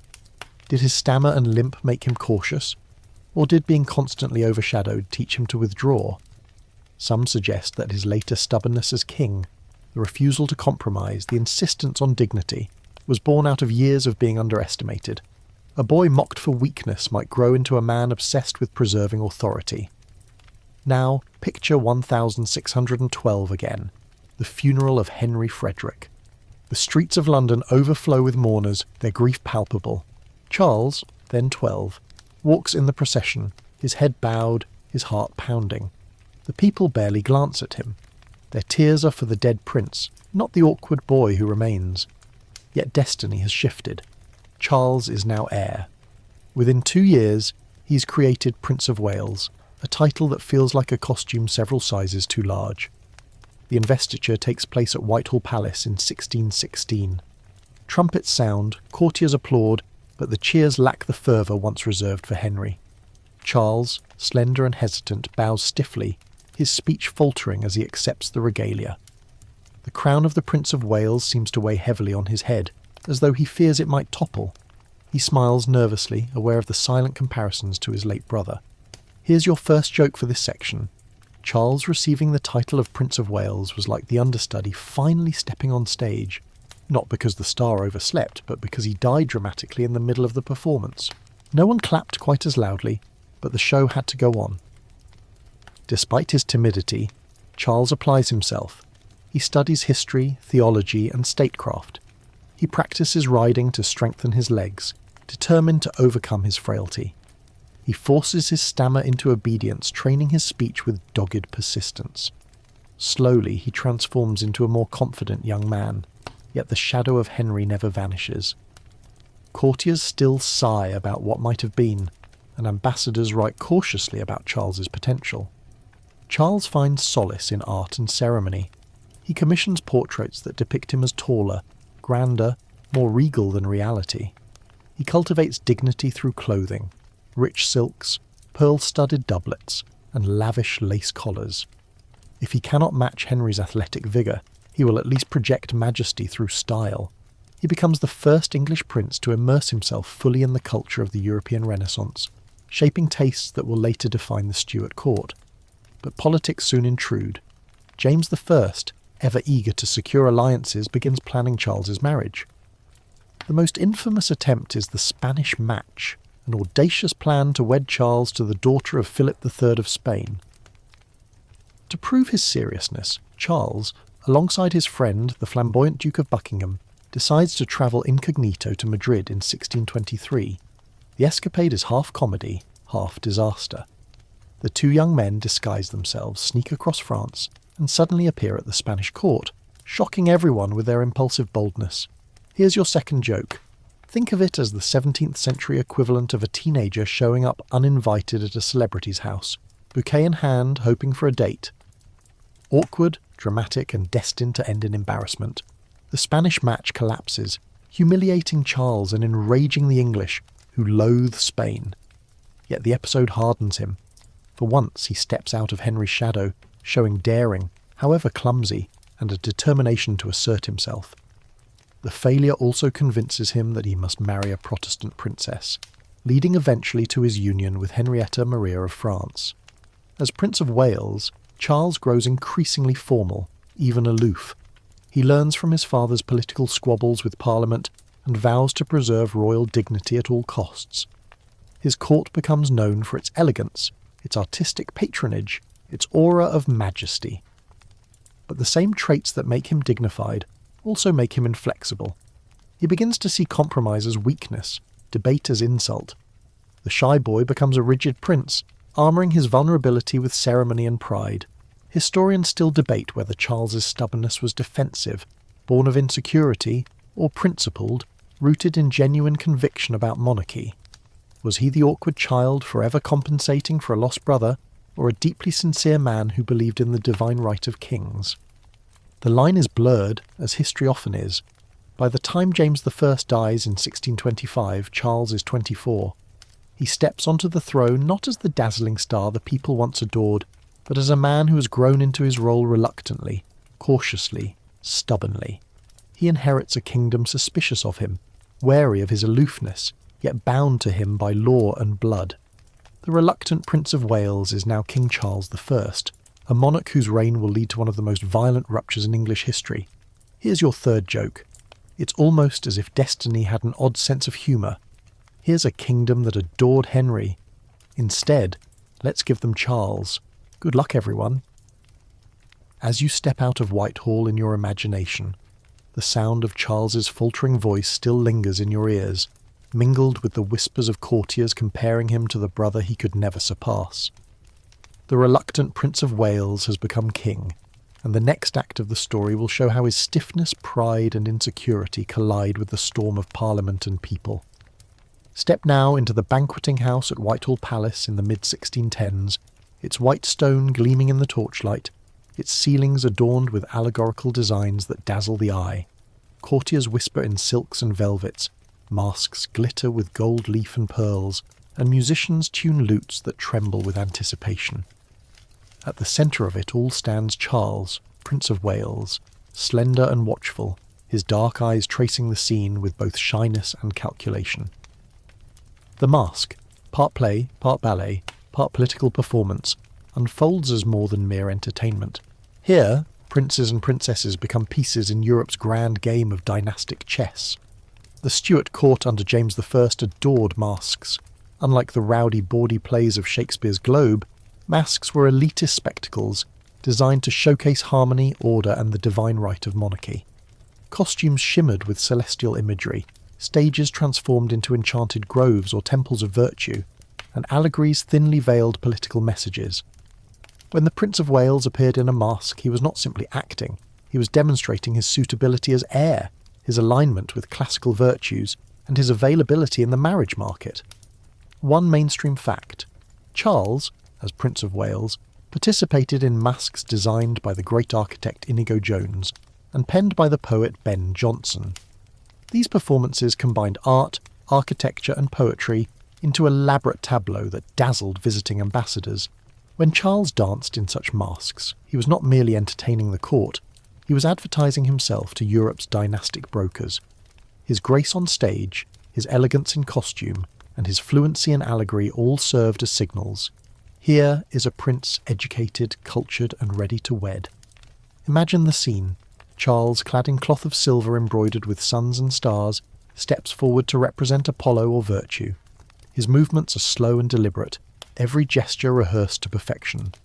Courtiers murmur approval, foreign diplomats scribble notes, and young ladies in the gallery giggle behind their fans. The mask ends with elaborate dancing and Charles bows, cheeks flushed. In that moment, art and politics blur into one seamless performance. Here's a quirky tidbit. Charles was notoriously bashful in private, but surprisingly comfortable in mask roles. Theatrical performance gave him a mask, literally and figuratively, behind which to hide his insecurities. Playing Apollo or some allegorical figure, he could embody power without exposing his stammer or his nerves. It's as though the stage offered him a temporary armour, much like his brother Henry's jousts had once done.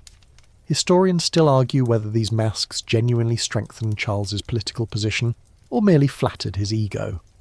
Some insist they provided vital opportunities for foreign envoys to assess him, while others dismiss them as costly vanity projects. The truth likely lies between. Masks were both extravagant theatre and subtle diplomacy. But masks were only one part of Charles's role as heir. The other was the marriage market, and in this arena the Prince of Wales became a coveted prize. Across Europe, rulers weighed the potential benefits of allying with England through marriage to Charles. Would he wed a Catholic princess, linking England back toward Rome, or a Protestant one, cementing its role as defender of the Reformation? Each option carried risks and promises. James I toyed with the idea of marrying Charles to a Spanish princess, the Infanta Maria Ana. This Spanish match was wildly unpopular in England, where memories of the Armada still festered. Yet James pursued it with enthusiasm, hoping to secure peace and Spanish gold. To the English public, however, the thought of their Prince of Wales wedding a Catholic was intolerable.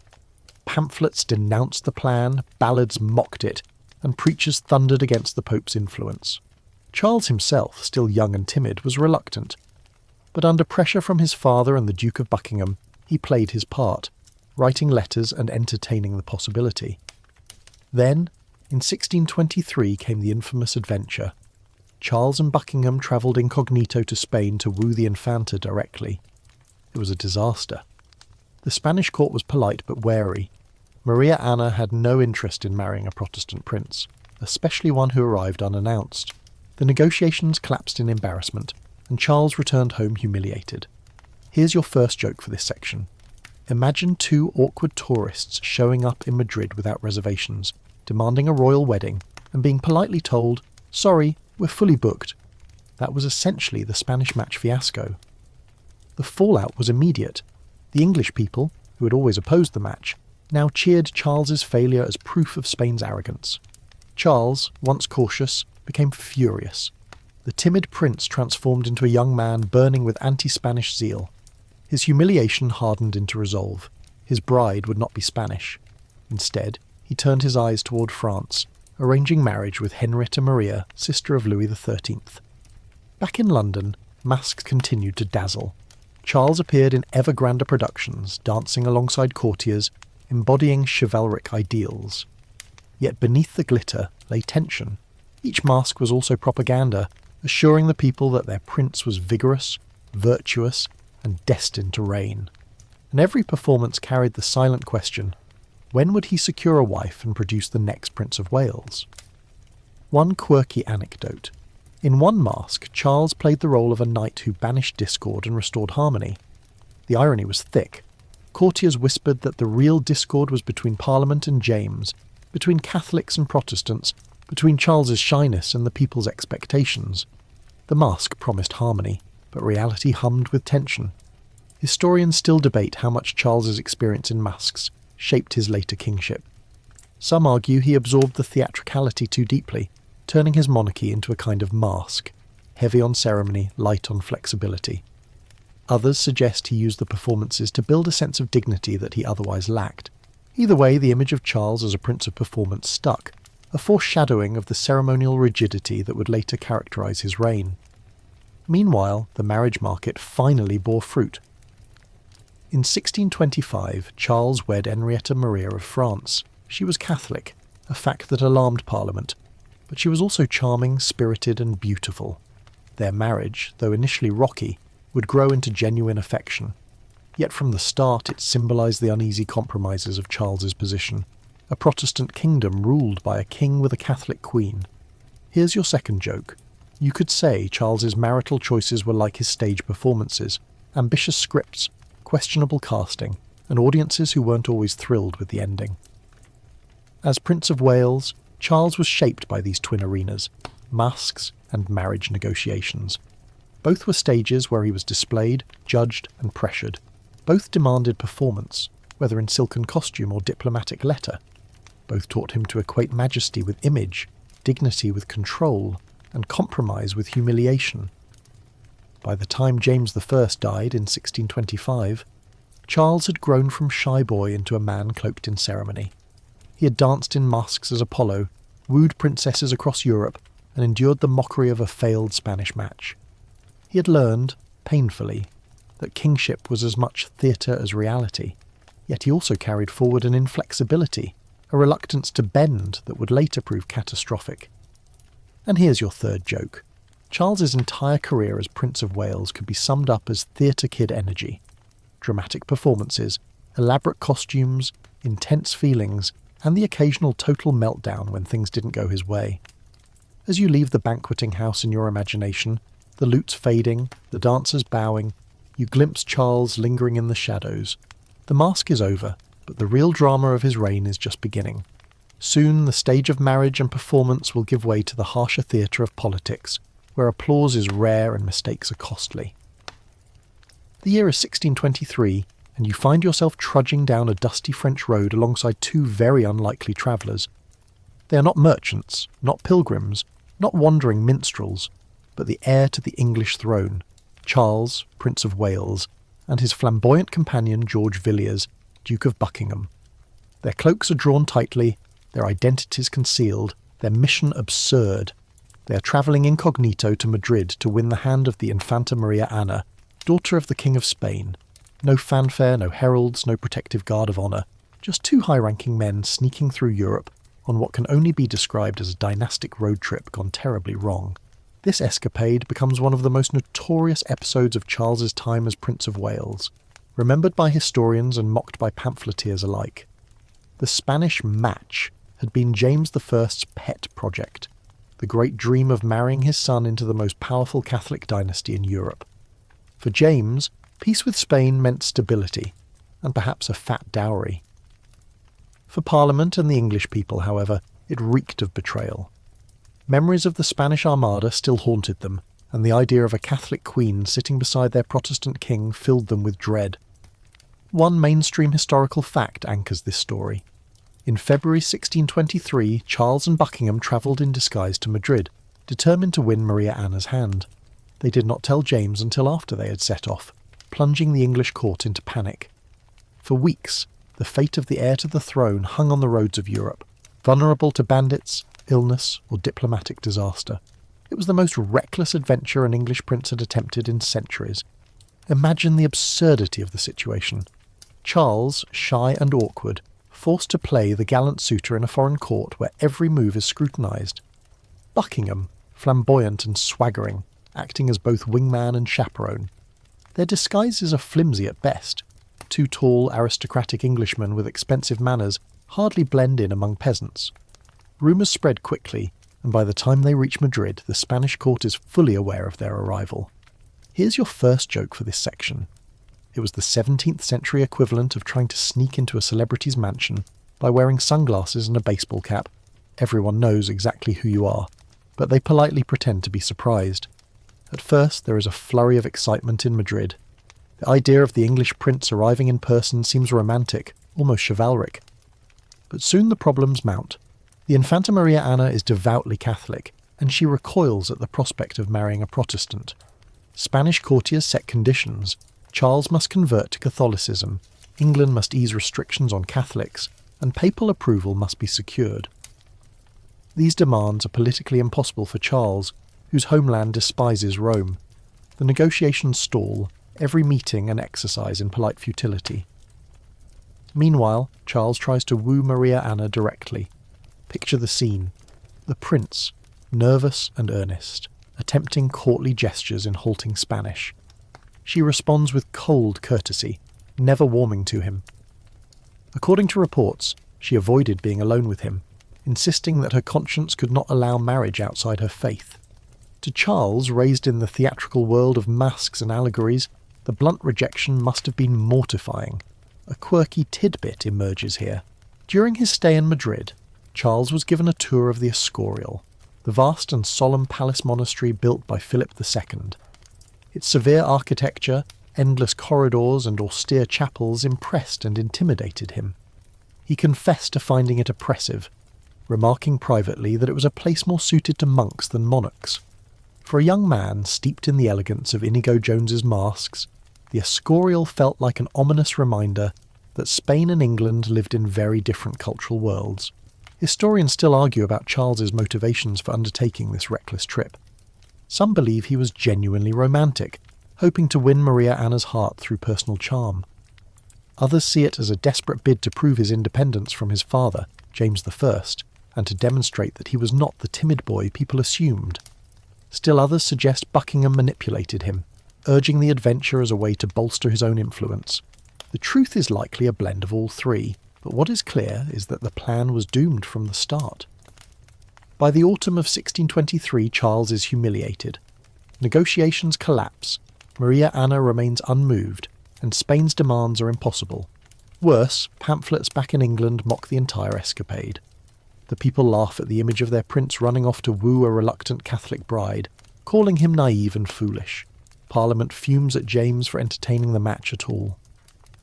When Charles finally returns to London, he is greeted with relief, but also with a new determination. Never again, he vows, will he abase himself to Spain. His humiliation turns into hostility. His timidity hardens into resolve. Here's your second joke. The Spanish match was essentially a Tinder date gone catastrophically wrong. Charles swiped right on Spain, flew across the continent for the meetup, and then got ghosted after an awkward dinner. Yet from failure comes transformation. Charles, once the shy and reluctant Prince of Wales, emerges from the fiasco with a new persona, proud, defiant and fiercely anti-Spanish. He aligns himself with Parliament for a time, embracing their calls for war against Spain. The irony is thick. He had been mocked as weak, but now he wins applause as the prince who stood firm against Spanish arrogance. His humiliation becomes the seed of his authority. In 1625, Charles finally marries Henrietta Maria of France. The match is hardly smooth. She is Catholic, sparking new fears, but it avoids the dreaded Spanish alliance. Their marriage, fraught at first, will blossom into genuine affection. But even as wedding bells ring, the memory of Madrid lingers. The fiasco has scarred Charles, leaving him determined never again to bend or compromise. The young man who once stammered in shadows now resolves to preserve dignity at any cost. A quirky anecdote underscores this shift. After his return, Charles commissioned paintings depicting him in heroic armour, striding confidently on horseback, symbols of triumph surrounding him. It was as though he sought to rewrite the memory of Madrid, transforming himself in art into the victor he never was in reality. His love of portraits became part of his political persona. If reality humiliated him, image would redeem him. Historians still debate whether the Spanish match was truly a turning point for Charles's character. Was he always destined to be rigid and uncompromising, or did the sting of rejection harden him? Did humiliation in Madrid create the stubborn king who later clashed fatally with Parliament? The arguments echo across centuries with no final verdict. And here's your third joke. You might say Charles's trip to Spain was the original gap year gone wrong, meant to broaden horizons, but mostly producing embarrassing stories no one would let him forget. By the time Charles becomes king in 1625, the Spanish match fiasco has reshaped him. No longer the hesitant younger brother overshadowed by Henry, he's a man forged by failure. But failure can be a dangerous teacher. The stubbornness he learned in Madrid will one day collide with the stubbornness of his parliament, and the sparks will set fire to the kingdom. As you leave Madrid in your imagination, the Spanish sun blazing down on austere palaces, you hear the faint echo of laughter, English pamphleteers mocking their prince, Spanish courtiers whispering their relief that he departed, and Charles himself inwardly vowing never again to be so humiliated. The stage is set for his troubled kingship, and the title of Prince of Wales, once a symbol of promise, now carries the scars of failure. The year is 1625, and you find yourself once again inside the echoing halls of Whitehall Palace. The torches sputter in their sconces, shadows flicker along the panelling, and anxious courtiers whisper in corners. James I, first of the Stuart kings of England, has breathed his last. His body lies in state, while outside the palace gates Londoners gather in clusters, waiting to hear the herald's cry. And when the trumpets sound, they proclaim that Charles, Prince of Wales, once the shy and overlooked younger brother, is now Charles I, King of England, Scotland and Ireland. The transformation is almost too sudden. For years, Charles had been heir only reluctantly, overshadowed by Henry Frederick's brilliance, and haunted by the humiliation of the Spanish match. Now, at the age of 24, he steps into a role he has both long feared and long prepared for. The title of Prince of Wales falls away, leaving behind the full weight of kingship, and with it, every flaw and habit he'd cultivated as heir comes rushing to the surface. One mainstream historical fact. Charles I was crowned in Westminster Abbey on February 2nd, 1626, in a ceremony clouded by controversy. His new wife, Henrietta Maria of France, refused to attend the Protestant service, sparking whispers before the crown had even touched his head. The marriage that was supposed to strengthen him already symbolised division. Imagine him standing before the high altar, robes heavy with gold embroidery, the crown of St. Edward poised above his head. His posture is rigid, his face composed. The congregation chants, the incense drifts, but beneath the grandeur lies unease. Charles has inherited not only a throne, but a kingdom bristling with tensions, religious divisions, financial disputes, and simmering mistrust between Crown and Parliament. As Prince of Wales, Charles had learned to cloak his insecurities with dignity, to mask his shyness with ceremony. Now, as king, those habits harden into policy. He insists on deference, demands obedience, and views compromise as weakness. To him, kingship is not negotiation, but sacred duty. He believes in divine right, that monarchs are chosen by God and answerable to him alone. Parliament may advise, but Charles does not see them as equals. Here's a quirky tidbit. Charles was so obsessed with regal dignity that he disliked casual conversation with commoners. Unlike his father James, who relished debate and banter, Charles preferred silence or solemn pronouncements. Courtiers noted that he could stand in a room for hours, speaking little, letting his presence alone project authority. This aloofness, which he thought majestic, often came across as coldness. It made him seem distant, unapproachable, even arrogant. Historians still argue whether Charles's rigidity was innate or learned.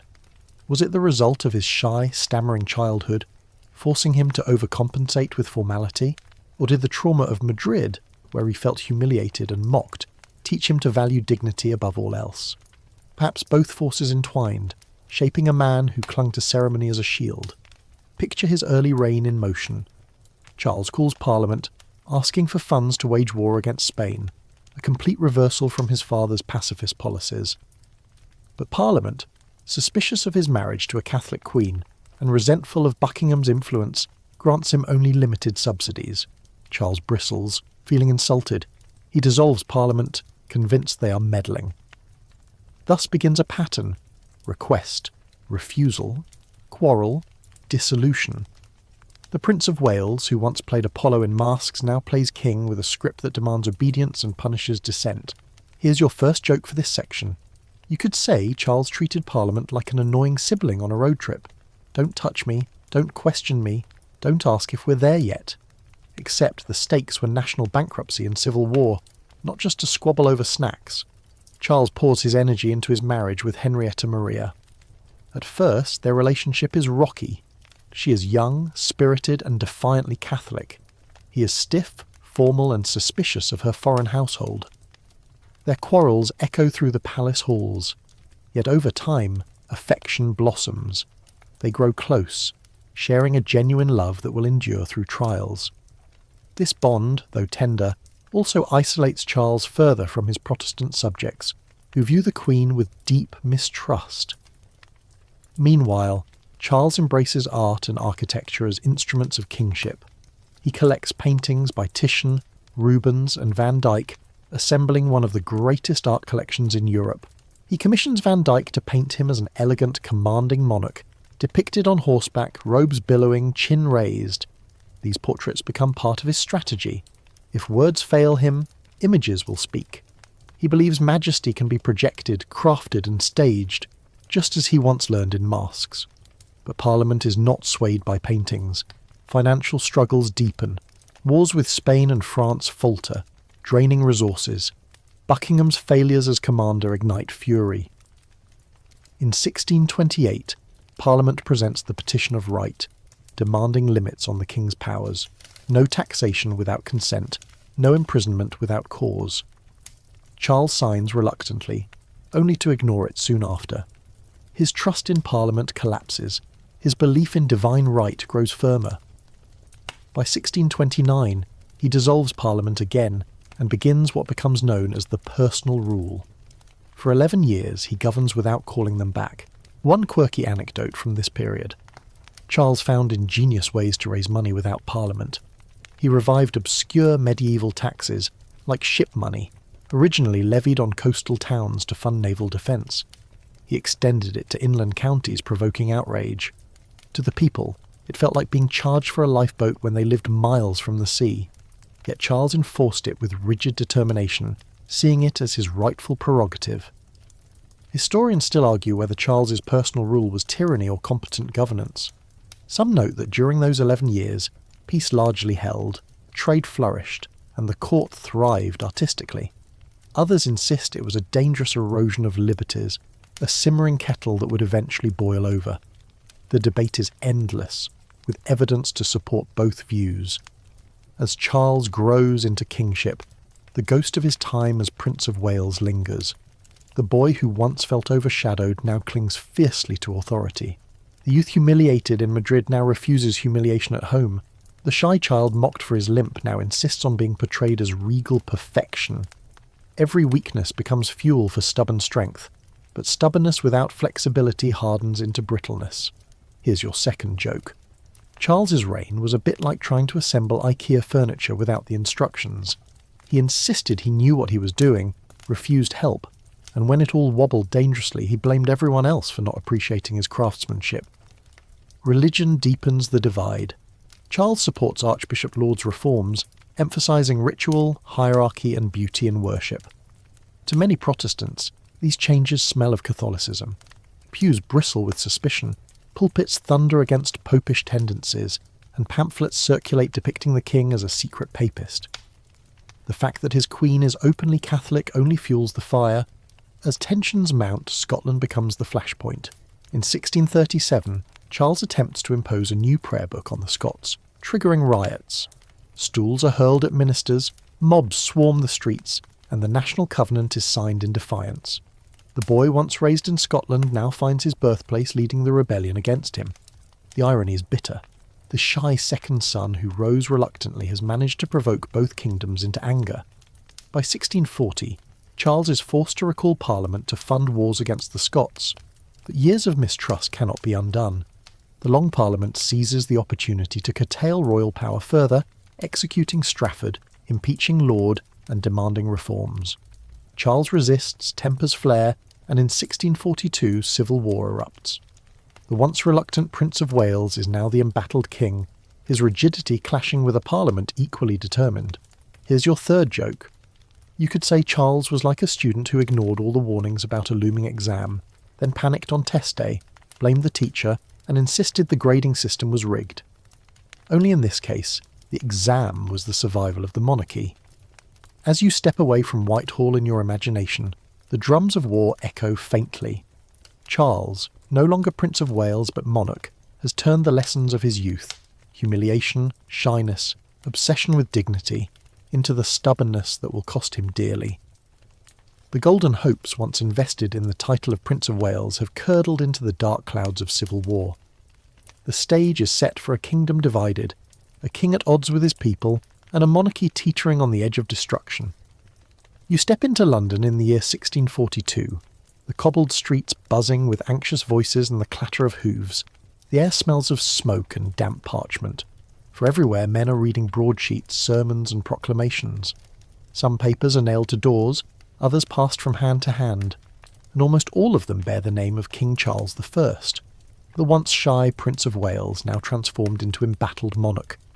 Yet beneath his name is division, Parliament on one side, royalists on the other.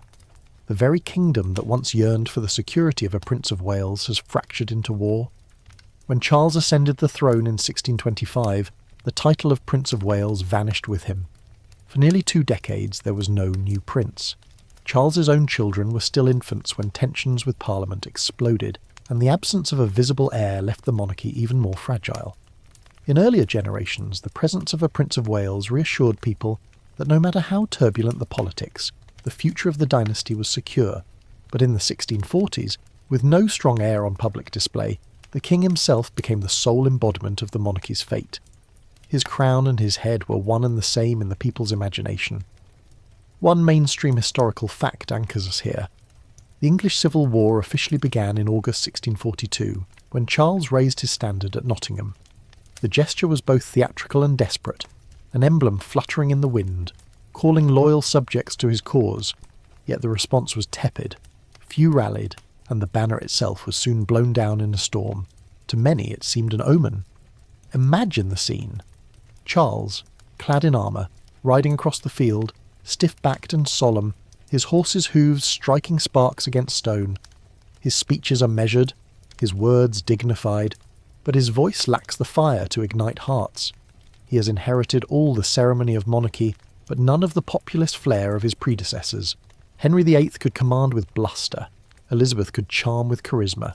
Charles clings to dignity, yet dignity alone cannot rally an army. Here's a quirky tidbit.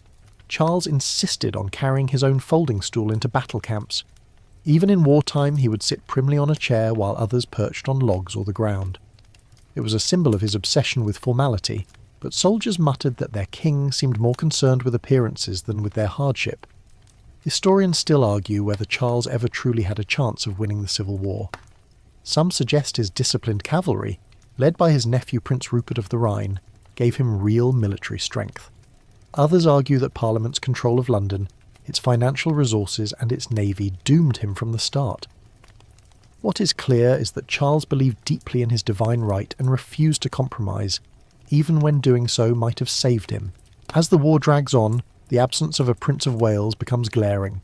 Charles's eldest son, also named Charles, is still a child.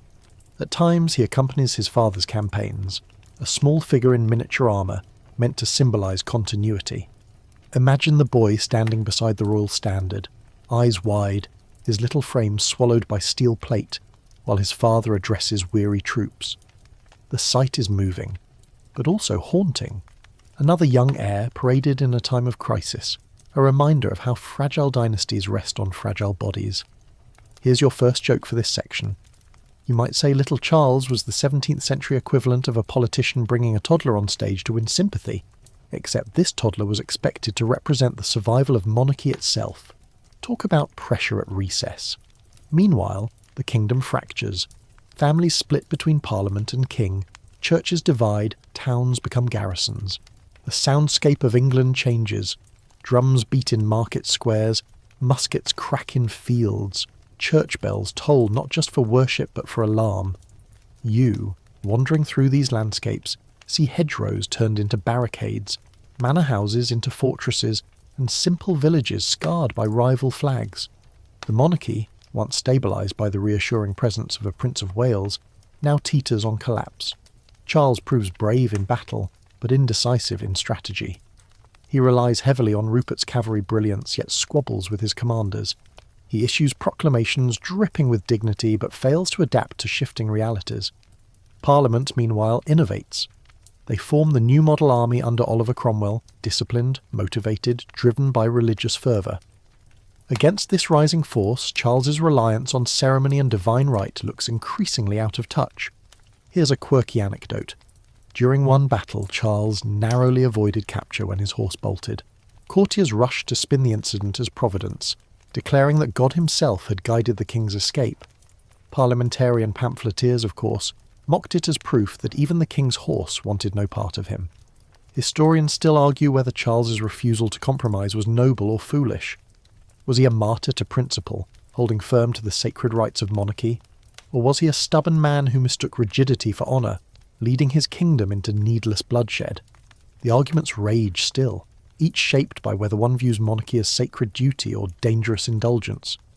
By 1646 the royal cause collapses. Charles flees to the Scots, hoping for protection, but is handed over to Parliament. Imprisoned, he continues to insist on his divine right, negotiating in bad faith, playing factions against one another. In 1648, after a brief resurgence of royalist uprisings, Parliament grows weary. The army, led by Cromwell, purges its more moderate members and brings the king to trial. Picture the scene. Westminster Hall transformed into a courtroom, soldiers standing rigid along the walls, judges robed and solemn. Charles stands before them, still composed, still formal. He refuses to plead, insisting no court has authority over a king. His dignity is chilling, his calm unnerving. Even in chains he projects majesty. But majesty cannot save him. He is condemned as a tyrant, traitor, murderer, and public enemy. Here's your second joke. If trials were improv shows, Charles's performance would have been yes, but he acknowledged the stage, refused the script, and insisted only he could judge the performance. The audience unfortunately disagreed. On January 30th, 1649, Charles I is executed outside Whitehall Palace. The axe falls, the crowd gasps, and a groan rises from the gathered throng. For the first time in English history, a king has been tried and executed by his own people. The monarchy collapses, England becomes a republic under Cromwell, and the title of Prince of Wales, once symbol of stability, vanishes into shadow, yet the story is not finished. Charles's son, the young Charles, flees into exile. He's hailed by royalists as King Charles II, though he has no throne to sit upon. He carries the title of Prince of Wales in memory, a wandering emblem of monarchy's persistence. His path will take him across Europe, into taverns and courts, into poverty and splendour. The heir lives, but the crown is gone. Here's your third joke. You might say the monarchy went on an involuntary gap decade, like a student forced into a sabbatical while Parliament figured out what to do with the syllabus. As you leave Whitehall in your imagination, the air heavy with the memory of the axe's thud, you sense the weight of absence. The Prince of Wales, who became king, carried his childhood insecurities into a reign of rigidity, and his refusal to bend broke the crown. Yet even in death, his sons remained, scattered across Europe, their titles carried like relics, waiting for history's wheel to turn again. The shadows of civil war linger, but ahead lies the story of exile, of restoration, and of how the title of Prince of Wales survives even when the monarchy itself is beheaded. You step into the flickering lamplight of a Dutch tavern in the 1650s, the air heavy with the smell of beer, salted fish, and damp wool coats. In the corner, seated at a rough wooden table, is a tall young man with dark curling hair and quick, laughing eyes. His cloak is threadbare, his boots scuffed, yet there is something unmistakably regal in the way he holds himself. This is Charles Stuart, son of the executed king, once paraded as a child in miniature armour. To royalists, he is not merely a refugee but their rightful monarch, Charles II, king in waiting. Yet to the world at large, he is a prince in exile, drifting across Europe with little more than his title, and the loyalty of a scattered band of followers. England has no king. Parliament and Cromwell's new model army rule as a republic, and the monarchy seems extinguished. Yet the title of Prince of Wales lingers like an ember, carried abroad in the person of young Charles. Everywhere he goes, Paris, The Hague, Cologne, royalist exiles greet him as their sovereign. Pamphlets circulate in England, whispering of his return. The people may live under Cromwell, but in their songs and toasts they still murmur, "God save the Prince of Wales." One mainstream historical fact. After his father's execution in 1649, Charles was immediately proclaimed king by royalists in Scotland and Ireland. In 1651, he attempted to invade England, leading an army south into Worcestershire. The campaign ended in disaster at the Battle of Worcester, where Cromwell's forces crushed him. Charles fled in desperation, beginning one of the most legendary escapes in English history. Picture it vividly. The young prince scrambling through hedgerows, mud caked on his boots, his royal sash discarded. Pursued by parliamentarian troops, he hides in barns, disguises himself as a servant, and relies on the loyalty of commoners. The most famous moment comes when he hides in an oak tree at Boscobel House, watching soldiers march beneath him, their muskets glinting in the sun. His heart pounds, his breath shallow, but they never look up. That oak becomes legend, a symbol of survival, later toasted as the Royal Oak. Here's your first joke. You might say Charles invented the original treehouse escape, not for childhood fun, but to dodge execution. Forget lemonade stands. This was hide and seek with the fate of a dynasty on the line. From Worcester, Charles slips into exile once more, wandering across Europe in search of support. He lodges in the French court of his cousin Louis XIV, where he learns the arts of charm and diplomacy. He negotiates with the Dutch, the Danes, even the Spanish, seeking allies to reclaim his throne. Yet everywhere, promises are vague, money scarce, and armies reluctant. Charles lives by his wits, dependent on the charity of foreign courts. At times he's treated as a prince, dining on gilded plates in Versailles. At others, he's a pauper, pawning jewels to pay his servants. Here's a quirky tidbit. Charles was so perpetually broke during exile that he sometimes skipped paying his tavern bills, leaving loyal supporters to cover for him. In one instance, he reportedly convinced a landlord to extend credit by spinning elaborate tales of his imminent restoration, stories as rich as his actual purse was empty. Historians still argue whether Charles's years in exile hardened him into a pragmatic realist, or simply taught him to survive by charm and improvisation. Some see him as a cynical opportunist, learning to smile while begging for funds. Others argue that he absorbed valuable lessons in patience and flexibility, lessons that would later allow him to navigate the treacherous waters of Restoration politics. Meanwhile, England under Cromwell is restless. The Republic brings strict Puritan rule. Theatres closed, Christmas celebrations banned, alehouses shuttered early.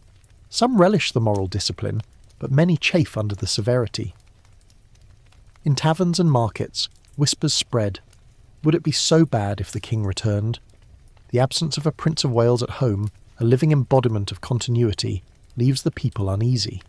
Even as Cromwell rules with military might, the image of Charles, the exiled prince, charming, witty, alive somewhere across the Channel, becomes a rallying symbol. In exile, Charles grows into a man of contradictions. He is both dignified and dissolute, capable of regal speeches and scandalous escapades. He perfects the art of gallantry, surrounding himself with witty courtiers, mistresses, and adventurers.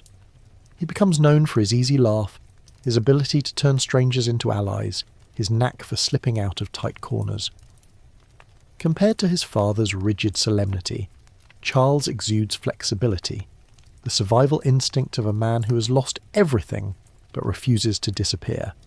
Here's your second joke. You could say Charles was basically the 17th century version of that friend who always forgets their wallet at dinner, but somehow still manages to charm their way into dessert. Yet the years drag on. Throughout the 1650s, Charles waits, schemes, and negotiates. He attempts alliances with Spain against Cromwell.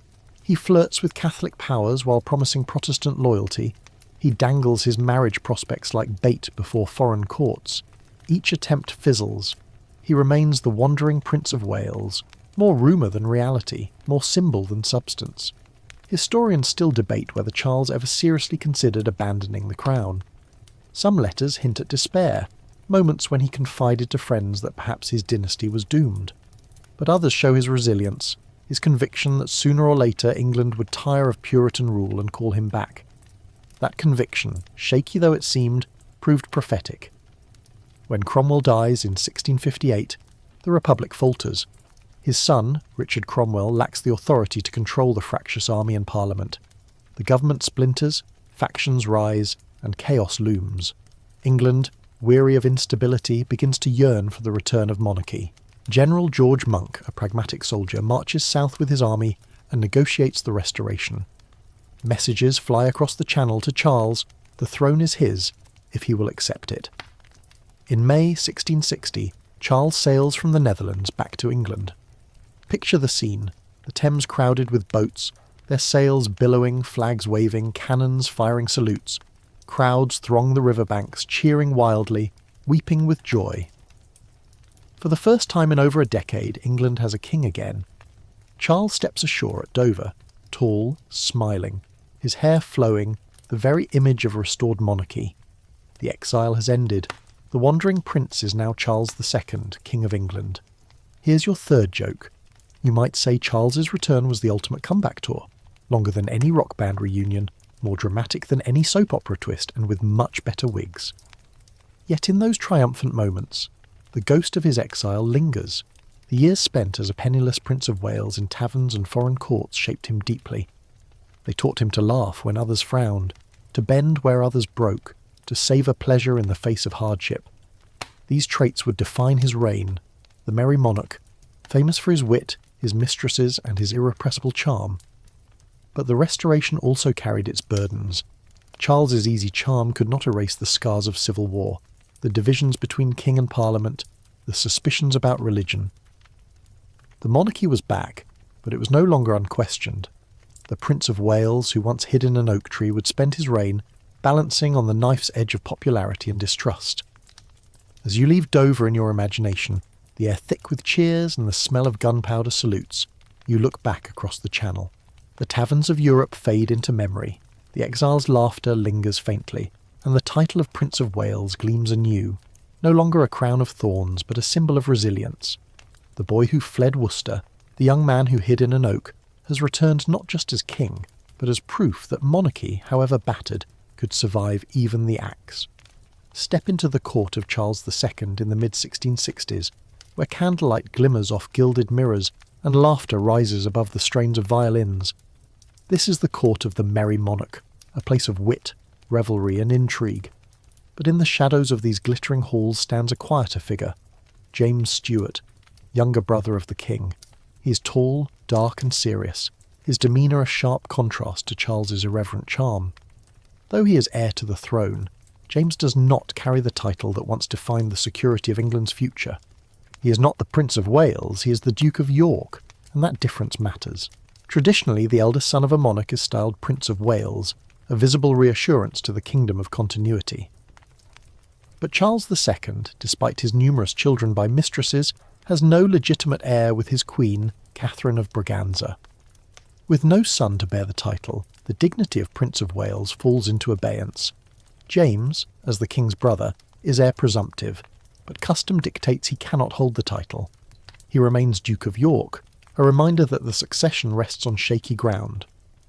One mainstream historical fact: James was a skilled naval commander serving as Lord High Admiral. Under his leadership, the English fleet scored major victories against the Dutch during the Second Anglo-Dutch War, most famously at the Battle of Lowestoft in 1665. His courage and discipline earned him respect, and for a time he was seen as a promising heir. Sailors toasted him, and broadsheets celebrated his seamanship. For a kingdom still haunted by civil war, the image of a martial, competent duke brought reassurance. Imagine him aboard ship, spray wetting his face, the roar of cannons shaking the deck. He moves among the officers with calm authority, his commands crisp, his presence steady. In those moments, the Duke of York seems every inch a future king, a warrior prince embodying England's naval might. Here's a quirky tidbit. James once insisted on going into battle wearing a simple seaman's coat rather than the finery of a royal commander. He wanted to share the appearance of ordinary sailors, a gesture that endeared him to the men but shocked courtiers who expected regal display. It was an odd foreshadowing of his character, practical at times, stubbornly unconventional, and eager to prove himself. Historians still argue whether James's naval successes genuinely cemented his reputation, or whether his later unpopularity erased those achievements. Some insist he was a competent and courageous leader. Others suggest his victories were overshadowed by failures of strategy and politics. Either way, the Duke of York of the 1660s looked far more promising than the embattled king he would later become. Back at court, however, tensions simmer. James is Catholic, having secretly converted in the late 1660s. In a Protestant kingdom still scarred by memories of Mary I and the Spanish Armada, this revelation is explosive. Whispers spread, pamphlets circulate, and Parliament eyes him warily. A Catholic Duke of York as heir presumptive, without a Prince of Wales to distract attention, becomes a problem that will define English politics for decades. Here's your first joke for this section. You might say James's conversion to Catholicism was like showing up to a Protestant potluck with a plate of paella and a rosary. Awkward, controversial, and guaranteed to spark arguments over dinner. Charles II, ever the pragmatist, tries to smooth things over. He reassures Parliament that James's religion will not affect the succession. But Parliament is not convinced. They demand safeguards, fearing that a Catholic king will drag England back to Rome. The exclusion crisis of the 1670s and 1680s erupts. A fierce political battle over whether James should be barred from inheriting the throne. At the heart of the crisis lies the absence of a Prince of Wales. If Charles had a legitimate son, the matter would be simple. But with only illegitimate offspring, most famously James Scott, Duke of Monmouth, the crown's future is precarious. Parliamentarians argue that Monmouth, though born out of wedlock, should succeed as a Protestant alternative. Royalists counter that bloodline matters more than religion. The stage is set for fierce division, one that splits political life into factions we still recognise, Whigs and Tories. A quirky anecdote reveals how heated this became. When the Duke of Monmouth paraded through London, crowds hailed him as though he were already Prince of Wales. Bonfires blazed, toasts were drunk, and ballads celebrated him as England's saviour. Meanwhile, James Stuart fumed, his dignity bruised, insisting on his rightful place.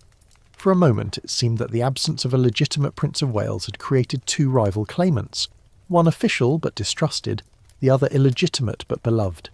Historians still argue whether excluding James might have spared England later turmoil.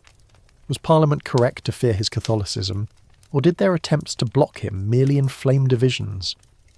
The debate echoes into modern times, with some painting James as a victim of prejudice, and others as a dangerous absolutist. Despite the controversies, James continues his duties.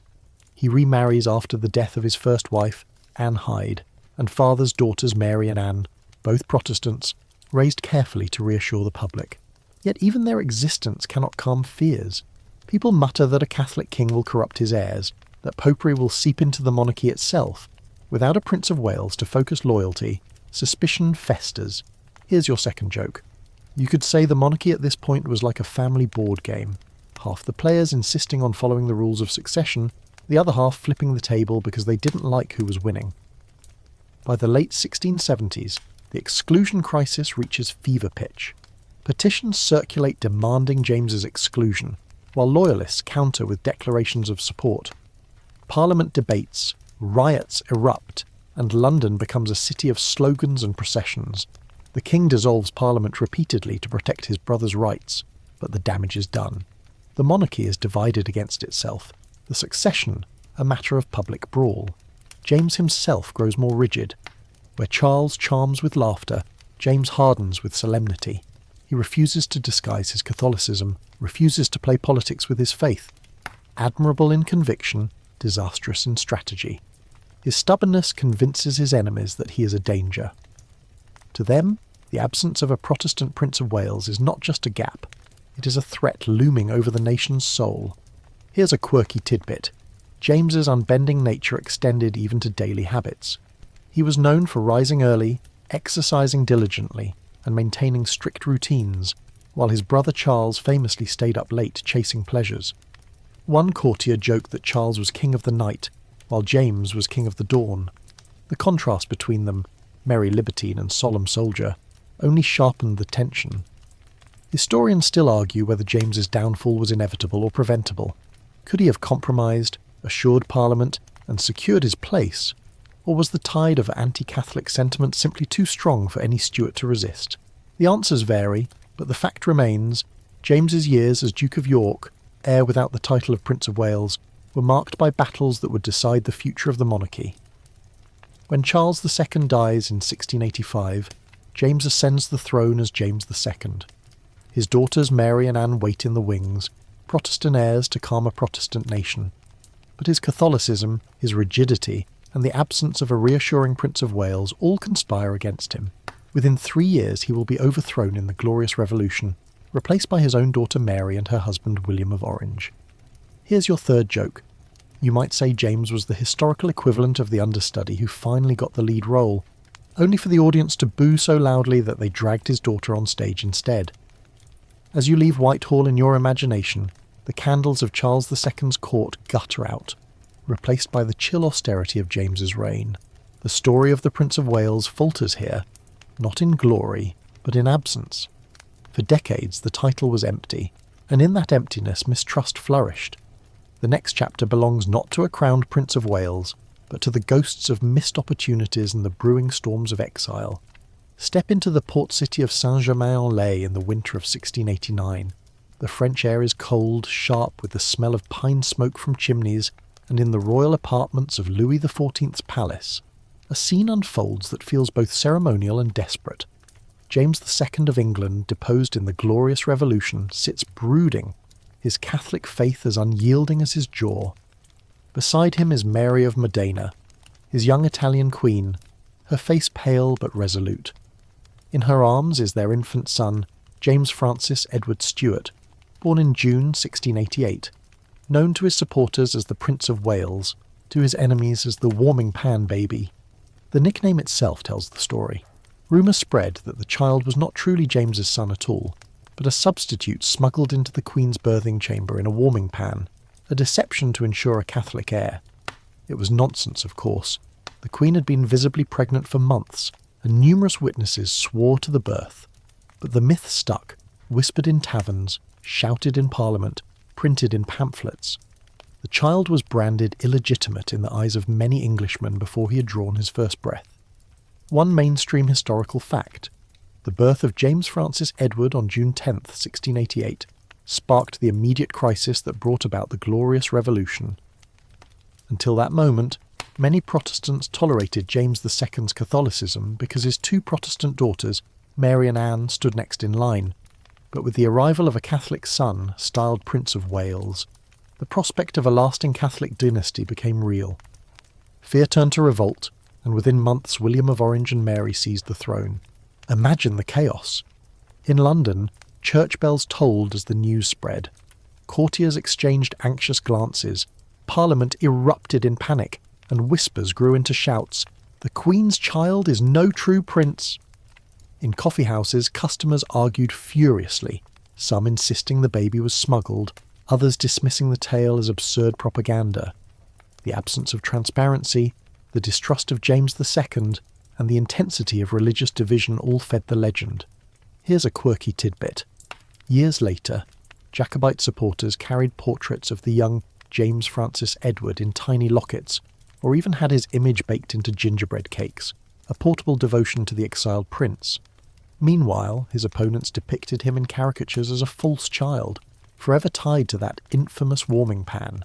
Rarely has kitchenware played such a dramatic role in political history.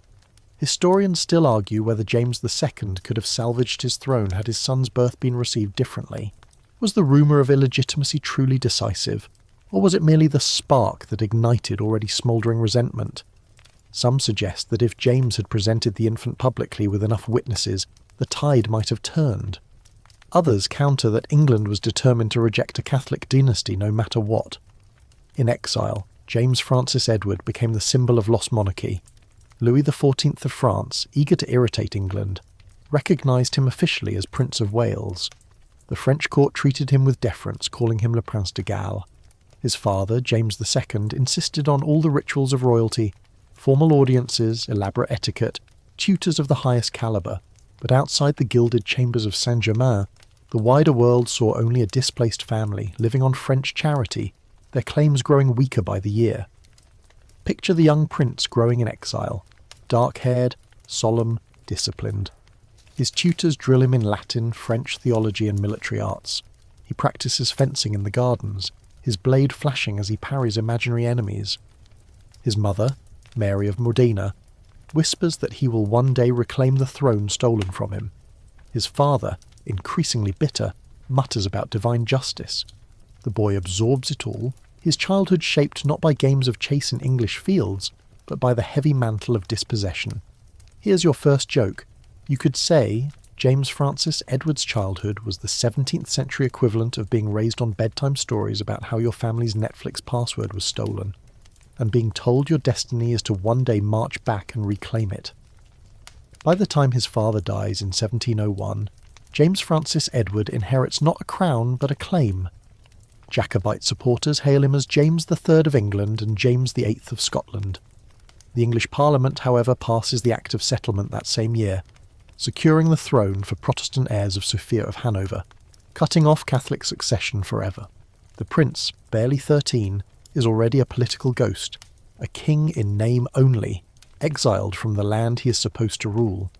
Historians still debate the strength of the Jacobite cause. Was it a genuine threat that could have toppled Hanoverian rule, or merely a romantic dream clung to by a loyal minority? The answer shifts depending on whether one looks at the uprisings of 1715 and 1745 as near misses or inevitable failures. In 1715, James Francis Edward makes his most serious attempt to reclaim the throne. At 27, he lands in Scotland during the Jacobite Rising. Highland clans rally, banners fly, and bagpipes wail. For a moment it seems the Stuarts might return, but James proves hesitant, reserved, and ill-suited to inspire rebellion. His timidity earns him the nickname the Old Pretender. The Rising collapses, and he slips back into exile, the dream fading once more. Here's your second joke. Calling James the Old Pretender was basically the 18th century version of labelling someone a wannabe influencer. Lots of promises, plenty of hashtags, but no real followers when it mattered most. Despite failures, Jacobitism lingers like perfume on old clothes, fading, but never entirely gone. Supporters toast the king over the water in secret gatherings, passing glasses over bowls of water as a coded gesture. Songs are sung, plots whispered, letters smuggled. The absence of a Prince of Wales in England creates a vacuum, and for decades the Jacobite prince in exile fills it, however tenuously. Meanwhile, in London, the Hanoverians consolidate power. George I ascends in 1714, secure in Parliament's backing, his Protestantism reassuring the establishment. Yet his grasp on popular affection remains weak. The idea of a Stuart prince, raised in Catholic France, continues to haunt the edges of imagination. Ballads mourn the lost line, poets sigh for the rightful king, and in taverns Jacobite toasts compete with Hanoverian healths. James Francis Edward grows older, his claim less fiery, his life more settled. He fathers sons, Charles Edward, later Bonnie Prince Charlie, and Henry, destined for the church. To Jacobites, the line of succession remains unbroken, a flame passed from hand to hand. To England, however, the Stuarts become exiles, relics of a past that refuses to die but cannot return. Here's your third joke. You could say the Stuart line was like that old family heirloom stored in the attic. Everyone knows it's technically valuable, but nobody really wants to drag it back downstairs. As you leave Saint-Germain in your imagination, the halls echo with a mixture of grandeur and melancholy. The boy once mocked as a warming pan baby has grown into a man burdened by a crown he cannot wear. His title of Prince of Wales, proclaimed in exile, becomes both a rallying cry and a curse. To his followers, he is the rightful heir. To his enemies, a pretender.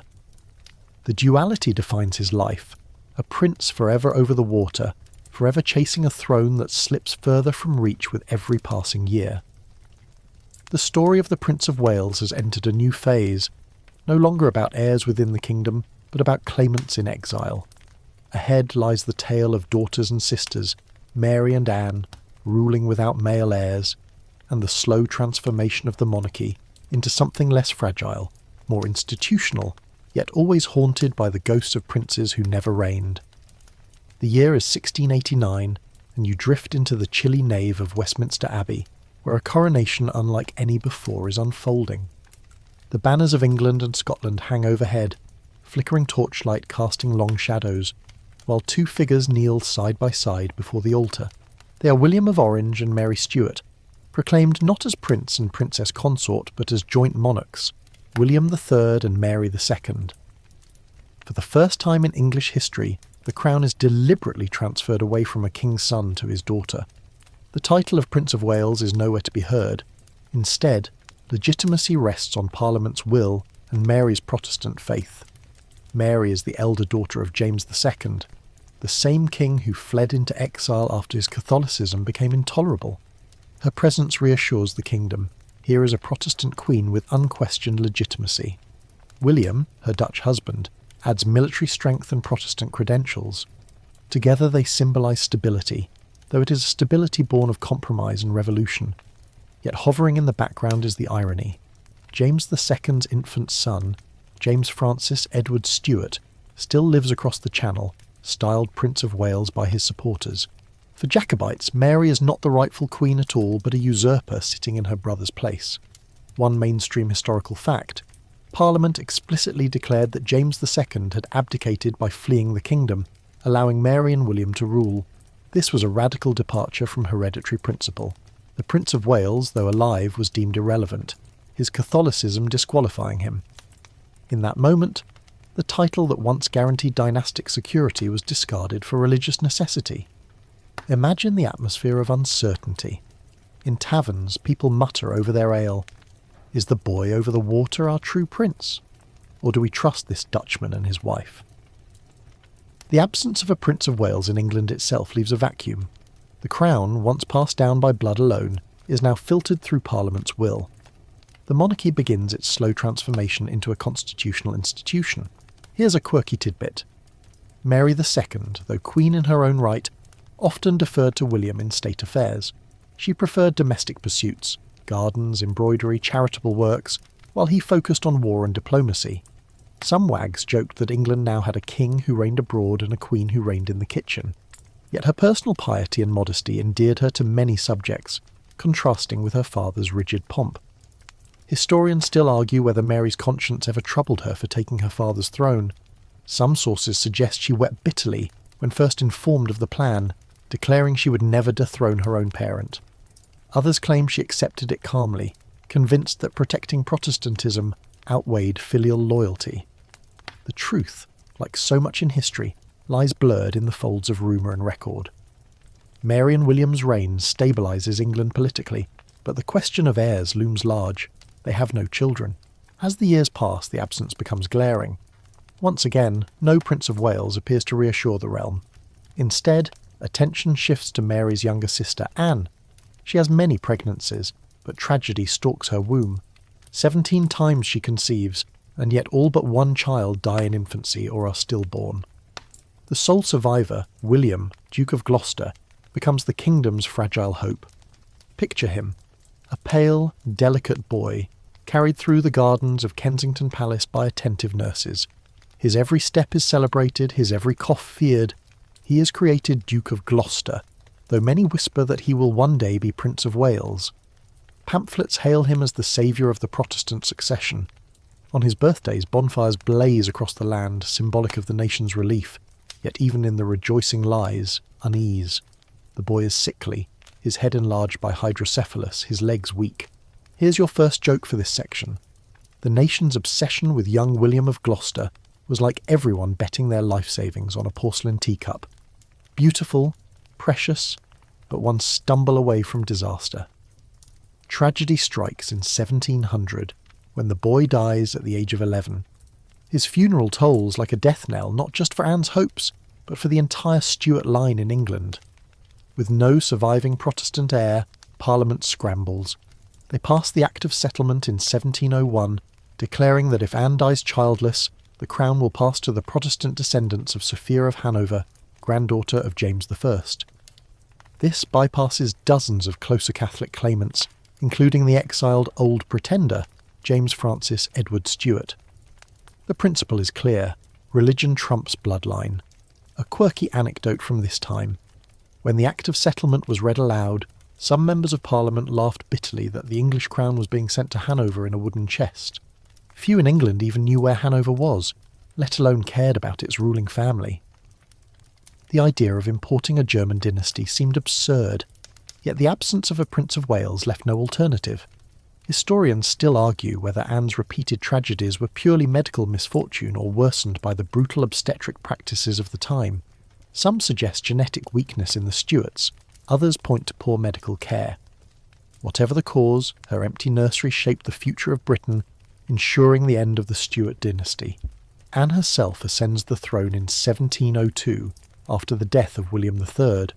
She is devout, stubborn, and deeply conscious of her failures as a mother. Her reign is marked by both triumph and melancholy. Under her, Britain wins great victories in the War of the Spanish Succession, guided by generals like the Duke of Marlborough. Yet at home, the succession question gnaws constantly. She has no son to be Prince of Wales, no heir to comfort the kingdom. Instead, her reign is shadowed by the knowledge that the Hanoverians wait across the Channel. Here's your second joke. Anne's reign was a bit like hosting a fabulous dinner party with no dessert. The main course was excellent, but everyone left muttering about what was missing. Without a Prince of Wales, Anne leans heavily on symbolism. She styles herself as a mother to her people, commissioning portraits that depict her with maternal gravitas. She emphasises the unity of her realms, overseeing the 1707 Act of Union that formally creates Great Britain from England and Scotland. In a sense, she turns the absence of heirs into a broader legacy. If she cannot give birth to princes, she will give birth to a united kingdom. Yet even that achievement cannot silence Jacobite whispers. Across the Channel, James Francis Edward Stuart, now in adulthood, continues to style himself Prince of Wales and rightful king. His supporters toast him in secret, plot risings and dream of restoration. To them, Anne is merely a usurper holding their prince's throne. The absence of an English-born Prince of Wales feeds their propaganda, fueling the idea that only the Stuart exile can restore true legitimacy. Historians still debate how close the Jacobites ever came to success during Anne's reign. The rising of 1715 came after her death, but discontent brewed while she lived. Some argue that had James Francis Edward landed with sufficient French support, he might have toppled the fledgling Hanoverians. Others dismiss it as romantic fancy. Anne dies in 1714, obese, crippled by gout and racked with grief. She leaves no heir. With her, the Stuart dynasty in England ends. No Prince of Wales carries the line forward. Instead, George, Elector of Hanover, becomes king as George I. The transition is awkward. The new king speaking little English, the people wary of their imported monarch. Yet Parliament's will prevails. The absence of a Prince of Wales in Anne's reign sealed the fate of the Stuarts, replacing them with a dynasty that would endure for centuries. Here's your third joke.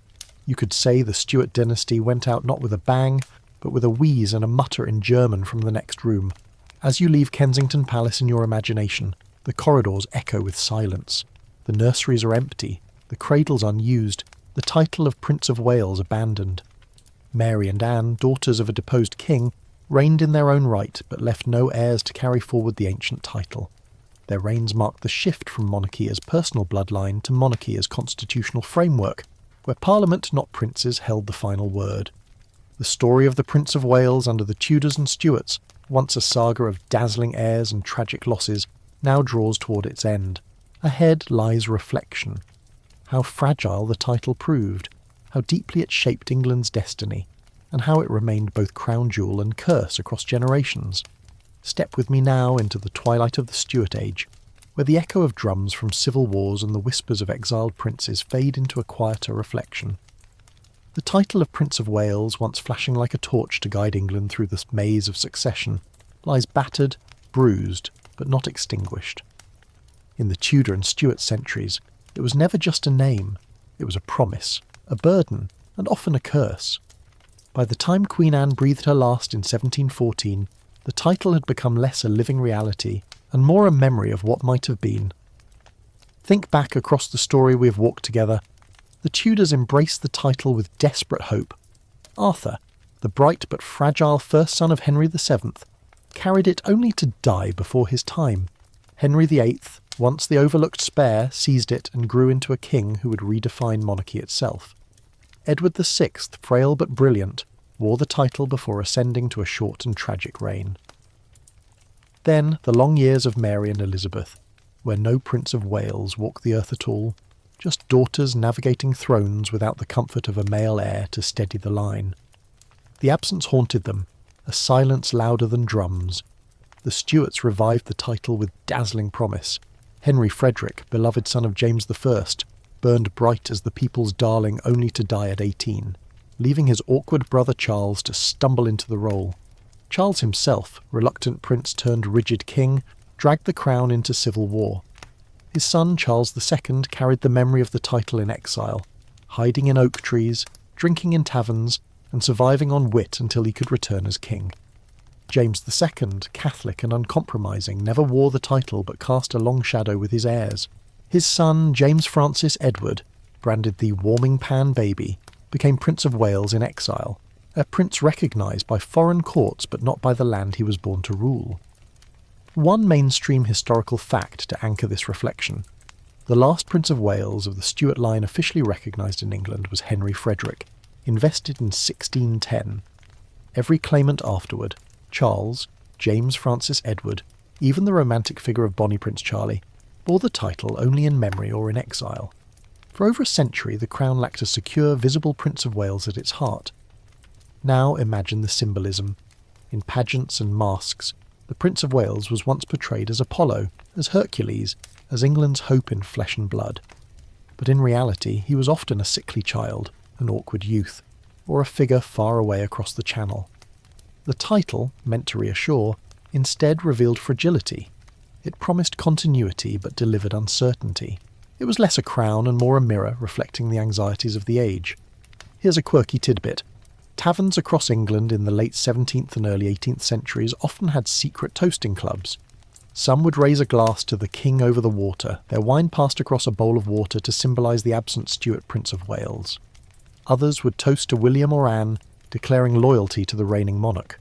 The same title, Prince of Wales, could inspire both devotion and division, hope and ridicule depending on whose lips spoke it.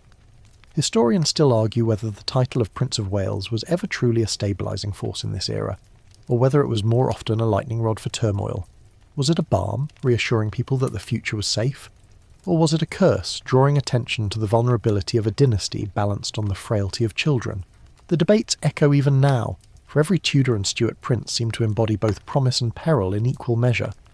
Think of the image of young Edward VI, scribbling notes in his diary with the cool detachment of a scholar. Think of Henry Frederick, his lance splintering in the tilt-yard as crowds roared his name. Think of little William, Duke of Gloucester, stumbling through Kensington Gardens while nurses hovered, his survival celebrated as national salvation. Each image carries both pride and sorrow, joy and foreboding. The Prince of Wales was never just a boy. It was always England itself, condensed into one fragile body. Here's your first joke for this last section. You might say the Tudors and Stuarts treated their Princes of Wales like early iPhones. Everyone wanted the newest model. They showed it off with pride, but they also lived in constant fear it might break at the slightest cough or stumble. As the Hanoverians arrive in 1714, bringing with them a new dynasty, the title of Prince of Wales is revived with George, son of the new king. It becomes once more a fixture of monarchy, a signal of continuity. But it is no longer quite the same. Under the Tudors and Stuarts, the Prince of Wales was often a living gamble, a desperate hope pinned on a single heir. Under the Hanoverians and their successors, the title begins to shift into something more institutional, less precarious. The monarchy itself grows sturdier, less reliant on fragile children, more embedded in constitutional practice. But for the Tudors and Stuarts, the story of the Prince of Wales was nothing if not dramatic. It was a story of dazzling ceremonies and whispered rumours, of oak trees and warming pans, of boys crowned with garlands only to die young, and of daughters ruling in the silence left behind. It is a story that shows how much power and meaning people can invest in a single title. How a kingdom's hopes can rest on a baby's cradle, or be dashed by an untimely coffin. Here's your second joke. If history had a sense of humour, and it often does, The Tudor and Stuart Princes of Wales were the cliffhangers of their age, always promising a thrilling next episode, sometimes cancelled before the plot could unfold, other times replaced with a completely different storyline altogether. And as we close, consider the way memory clings. Even now, centuries later, Henry Frederick is remembered as the one who got away, Edward VI as the boy King Josiah, James Francis Edward as the old pretender. Their names are footnotes, yet each carries the weight of what might have been. The title of Prince of Wales was both crown and cross, a shining beacon and a heavy chain. Here's your third joke. You could say the Tudors and Stuarts taught England one big lesson. Never put all your eggs in one heir, because history loves to knock the basket over. And so, we drift gently out of Whitehall, Ludlow, St. Germain and Kensington, leaving behind empty nurseries, broken lances and whispered toasts. The Prince of Wales under the Tudors and Stuarts was a symbol both cherished and cursed, proof that monarchy is as fragile as the bodies that carry it. By the time Anne's reign ended, the title had become less a promise of stability than a reminder of loss. And yet, like the oak tree that sheltered Charles II, it endured, ready to be reborn in another dynasty, another age. Now, before your eyes close fully, let's ease into the promised wind-down. The story slows, like a candle flickering lower. You imagine those long corridors of palaces, Whitehall with its vanished halls, Ludlow with its ghostly chambers, St. Germain heavy with exile's sighs. The voices of princes and princesses grow faint, their laughter, their tears, their coughs fading into silence. What remains is the soft glow of memory, the sense that you've walked through centuries of hope and heartbreak. The air is gentler now, like the hush of dawn after a storm. The title of Prince of Wales, once shouted in triumph and whispered in conspiracy, now drifts like a lullaby through the ages. It reminds you that history is never tidy, never predictable. It is a long, winding dream of people who lived, loved, and sometimes failed. And in their stories you find the rhythm of your own breath slowing, steady, calm. So let the echoes of coronation bells fade, let the cries of battle die away, let the oak tree stand tall in quiet fields. Rest in the knowledge that you have walked with kings and queens, with princes both real and pretended, with the dazzling and the doomed. Their struggles are over. Yours, for tonight, can be set aside as well. Close your eyes, drift into sleep, and let the past cradle you softly.